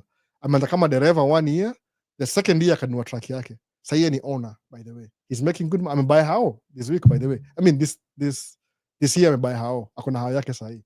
Unaona? That means he's making money. Fuel delivery. Kuna super, oh, it's too dangerous. Man, if it's your thing, it's your thing. No. Siwezi kwambia ati somebody has to do it. No. Oh, ni dangerous mafuta. Ni the same. Unachukua trip, rudi empty, unachukua trip 2-3 padi unamaliza. Munga na yeye anaambia hivyo. Na interview nikimpata vizuri. So those guys in UAE should really work hard and get the bag and get out of those countries. It's really unbearable. For now, let's keep it locked. Let's work hard and work on our mindset. Muhimu sana. Uni Raju ni all time hapa hivi, all time bana. Amekuwa hapa tangu tuanze channel bana in the beginning. Ako Dubai for business though, for business. Amesema recommendation work hard. Hiyo juu na kukumbusha. Unaona. Kwa msaitu hapa hivi husband. Following nikiwa highway I-85. Wife nitatoa wapi bana? Sipati. Mse wangu kama uko road. Husband unaishi wapi bana? Unaishi wapi bana? Unaona? Unajua nini? Acha kabla kitu moja. Ukuja hapa Minnesota for example, uende kwa market ya dating. Chances out utamaridi mzungu. Sikudanganyi. Nasema tu kweli kabisa. Kwa sababu wako 79% ni Wangoso. So husband, unasema husband. unaishi wapi 85, unaishi wapi? Ama ni ule wa kawaida, ule jina yake ambadilisha. Unaona? Utapata wife bado ukitaka. Ni wewe tu uko too picky. Wako wengi sana. Unaona? Ochieng Miles, husband, wewe wacha bana. Wako bana, wako, unaona? Jana niko fireworks, ni vile tu hapo kurecord watu around mimi. Maybe na 360 camera. Kulikuwa na madem, everyone angalia ni madem tu. Hivi. Yaani ukiangalia hiyo crowd ya fireworks, honestly speaking, 70% ni madem. 70%. Machali tuko 30%. Kwa fireworks Minneapolis. Alafu sema ati utapata wapi wife? Of course si wote ni weusi. Wale mademu weusi niko naona wako na machali wangoso. But next time nataka kurekodi kwambie what I'm saying. Mademu ni wengi kuliko machali. Okay, sawa. Nafanya hivi. Kesho nikiweza edit nda post video ya Hopkins Festival. Sawa. Hopkins Festival. Ni very boring video. Ina play to whatever was happening. Record by the way kama kawaida. Ile tu assignment niambie kwa comments kisha post hiyo video. Wala unasikiza sasa kama utawatch hiyo video. Kama utawatch hiyo video by the way. Najua kila mtu atawatch. Ni comment below niambie unaona mademu wangapi kwa hiyo video compared to machali. I'm just being honest. Sawa. Kuna mademu wangapi? Yani ile tukienda outdoor, there's always more women than men. Sikudanganya. Everywhere naenda, everywhere. Ni kama Minnesota kama ni mademu ndio wako wengi. Sijui naangalia percentage. Machalia ama sijui wako busy, wako job sijui. But fireworks hivi, kwa naangalia hivi around, oh my goodness. Mademu tupo. Unaona? Hivi. Labda sema ati husband hauna dem, you're too picky. Unaona? Labda umesema siwezi marry Mgoso, siwezi marry Afrika, siwezi umeblock kila kitu. Unaona? Wako vibaya sana, wengi sana. Mimi nilijua tu nikimess around na Minneapolis ndio end up na Mgoso. Guess what happened? Ndio Mgoso. Unaona? Walikuwa wengi umeline up, nikapick mmoja. Ule alikuwa na less liability. What's the name of the head of state? The head of state, like, are they called governors there? Yeah, governor. Governor wetu yule kwa anarun na nani na Kamala Harris. Namkumbuka Kamala Harris kauli na hiyo campaign. Tim Walz is a governor. Tim Walz, governor. Every state iko na governor. Akona state house katika hiyo whatever inaitwa. Kuna ile anaishi mahali residence, alafu kuna hiyo rotunda iko everywhere. Every state iko nayo state capital. Kama every state is its own government by the way. Alafu kuna ile federal government. Federal government ndio ile ina oversee all the 50 states. So hapa ni Tim Walz ndio governor hapa hivi. Very nice guy. Mimi nampenda sana by the way. Naona hakuna interview dates kwa Nairobi Embassy. I'm Eric. Itakuwa hivyo by the way. Ni new administration. I'll prioritize immigration kwa sababu wana feel ni kama watu wa immigrant wanakam take their jobs, whatever that is, which is uongo kabisa. Immigrants hao huongeza GDP. Unaona? So namaliza TikTok bana. Able to refresh. TikTok namaliza. I'm running out of time. Make up for 3 hours. Nime make up for last week exceedingly. So okay, sawa, tamaliza TikTok basi. Kama una swali TikTok mazee, weka comment. Ukimisi live enda kwa YouTube, Maisha States YouTube channel, angalia Man Cave Talk ama Man Cave Talk live. Everything nimesema nimerecord, so utapata mali conversation iliishia, utapata exactly where you were. So TikTok tumaliza baadaye, tumaliza TikTok bana. Shamaliza TikTok. So YouTube, last questions. No. Kevin asema nini? Kevin Kiplangat, do you have breaks during work? No, we don't. Absolutely not. They pay you $125 an hour to be there for $125 an hour. Mu bring lunch yangu. Break ni bathroom break. Sawa. Ama maybe when you're waiting to get loaded, uzangoja kidogo, hiyo ndio break. But hakuna actual lunchtime break. Hakuna time ya hiyo. Because some move materials. Hakuna time by the way. You can take a bathroom break or maybe tembea around your truck or something like that. But ile ati niko off the clock, hapana. They don't pay you for that. Hata uwezi cheza na $125 an hour. Hiyo ni very privileged space. Sawa. So nini ingine hapa? Kiplangat asemaje? Nomad. Albo still waiting for the t-shirt na book. Nomad 254 nakutumia. Iko nime mufanya Monday through Friday. Labda ni drop weekend alafu na figure out how to do it. Unaona? Na figure out how to do it. Iko bado iko nimeitoa. Hata shati bado iko na tag na kila kitu. Natuma tu soon. Iko. Nikumbushange bana. Nimesahau iko pale juu tu mahali nimeweka kando. So do you think America is the best country in terms of economy? Breaking the story, I think America is the best country as an immigrant to succeed that I know of. Yes, that I know of. Maybe there's a new country that's really better. I don't know, but I think the chances for you to succeed as an immigrant in America, very high, very high. If you use your brains. Kama mimi mswaisili, uneducated, sina college degree, college dropout, need dropout from college by the way. College dropout, nilimaliza high school though. College dropout, alafu na do business, I can feed my family of 4 kids and a wife. You can make it too. That's my rich life. This is my rich life. My rich life ni ile what I consider my rich life. Maybe to you it's owning 50 houses in whatever.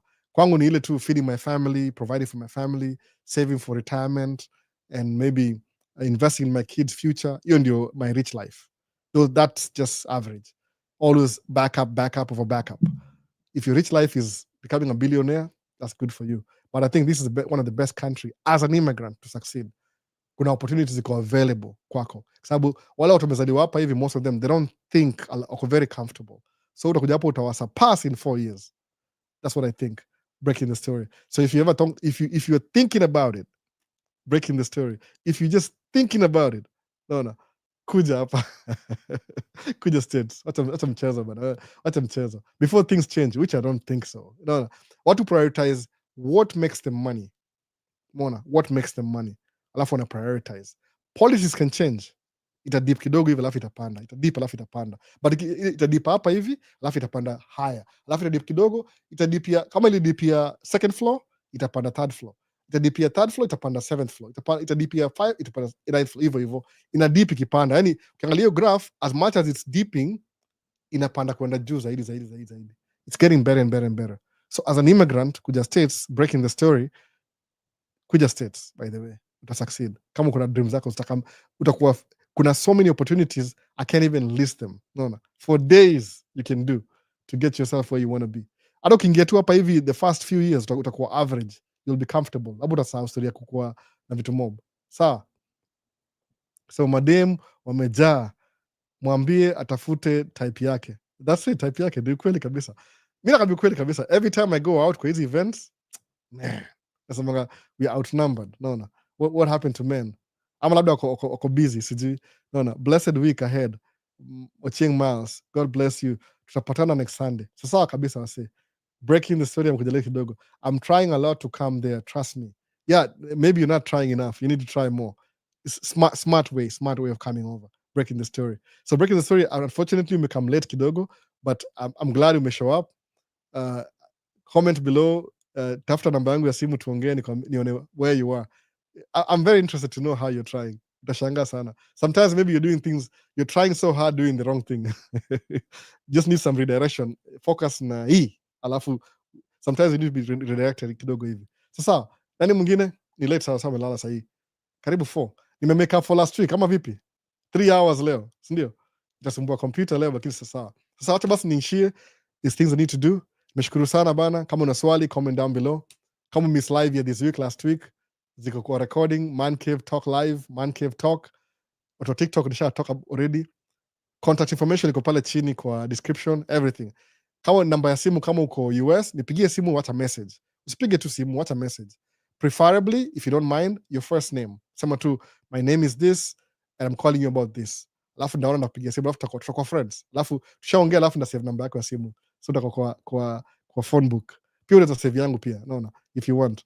Tutakuwa marafiki hivyo, alafu tujuane, alafu tuende kudiscuss vitu kwenda mbele. As long as I live, nakuwa na do hii live. Unless something happens. No, every Sunday. Niko free in the future, labda nakuwa na do 2, 3, 4 times. Ndio watu wengi wasikie. Aim yangu si kuget subscribers, but ndapatiana bado 10k subscriber kama ni milestone. I'm going to give away a whole system ya kurecord video. Ile tripod, camera, microphone, everything you need. Memory, kila kitu. Unaona? Whatever ule msata win, atasema nampatia.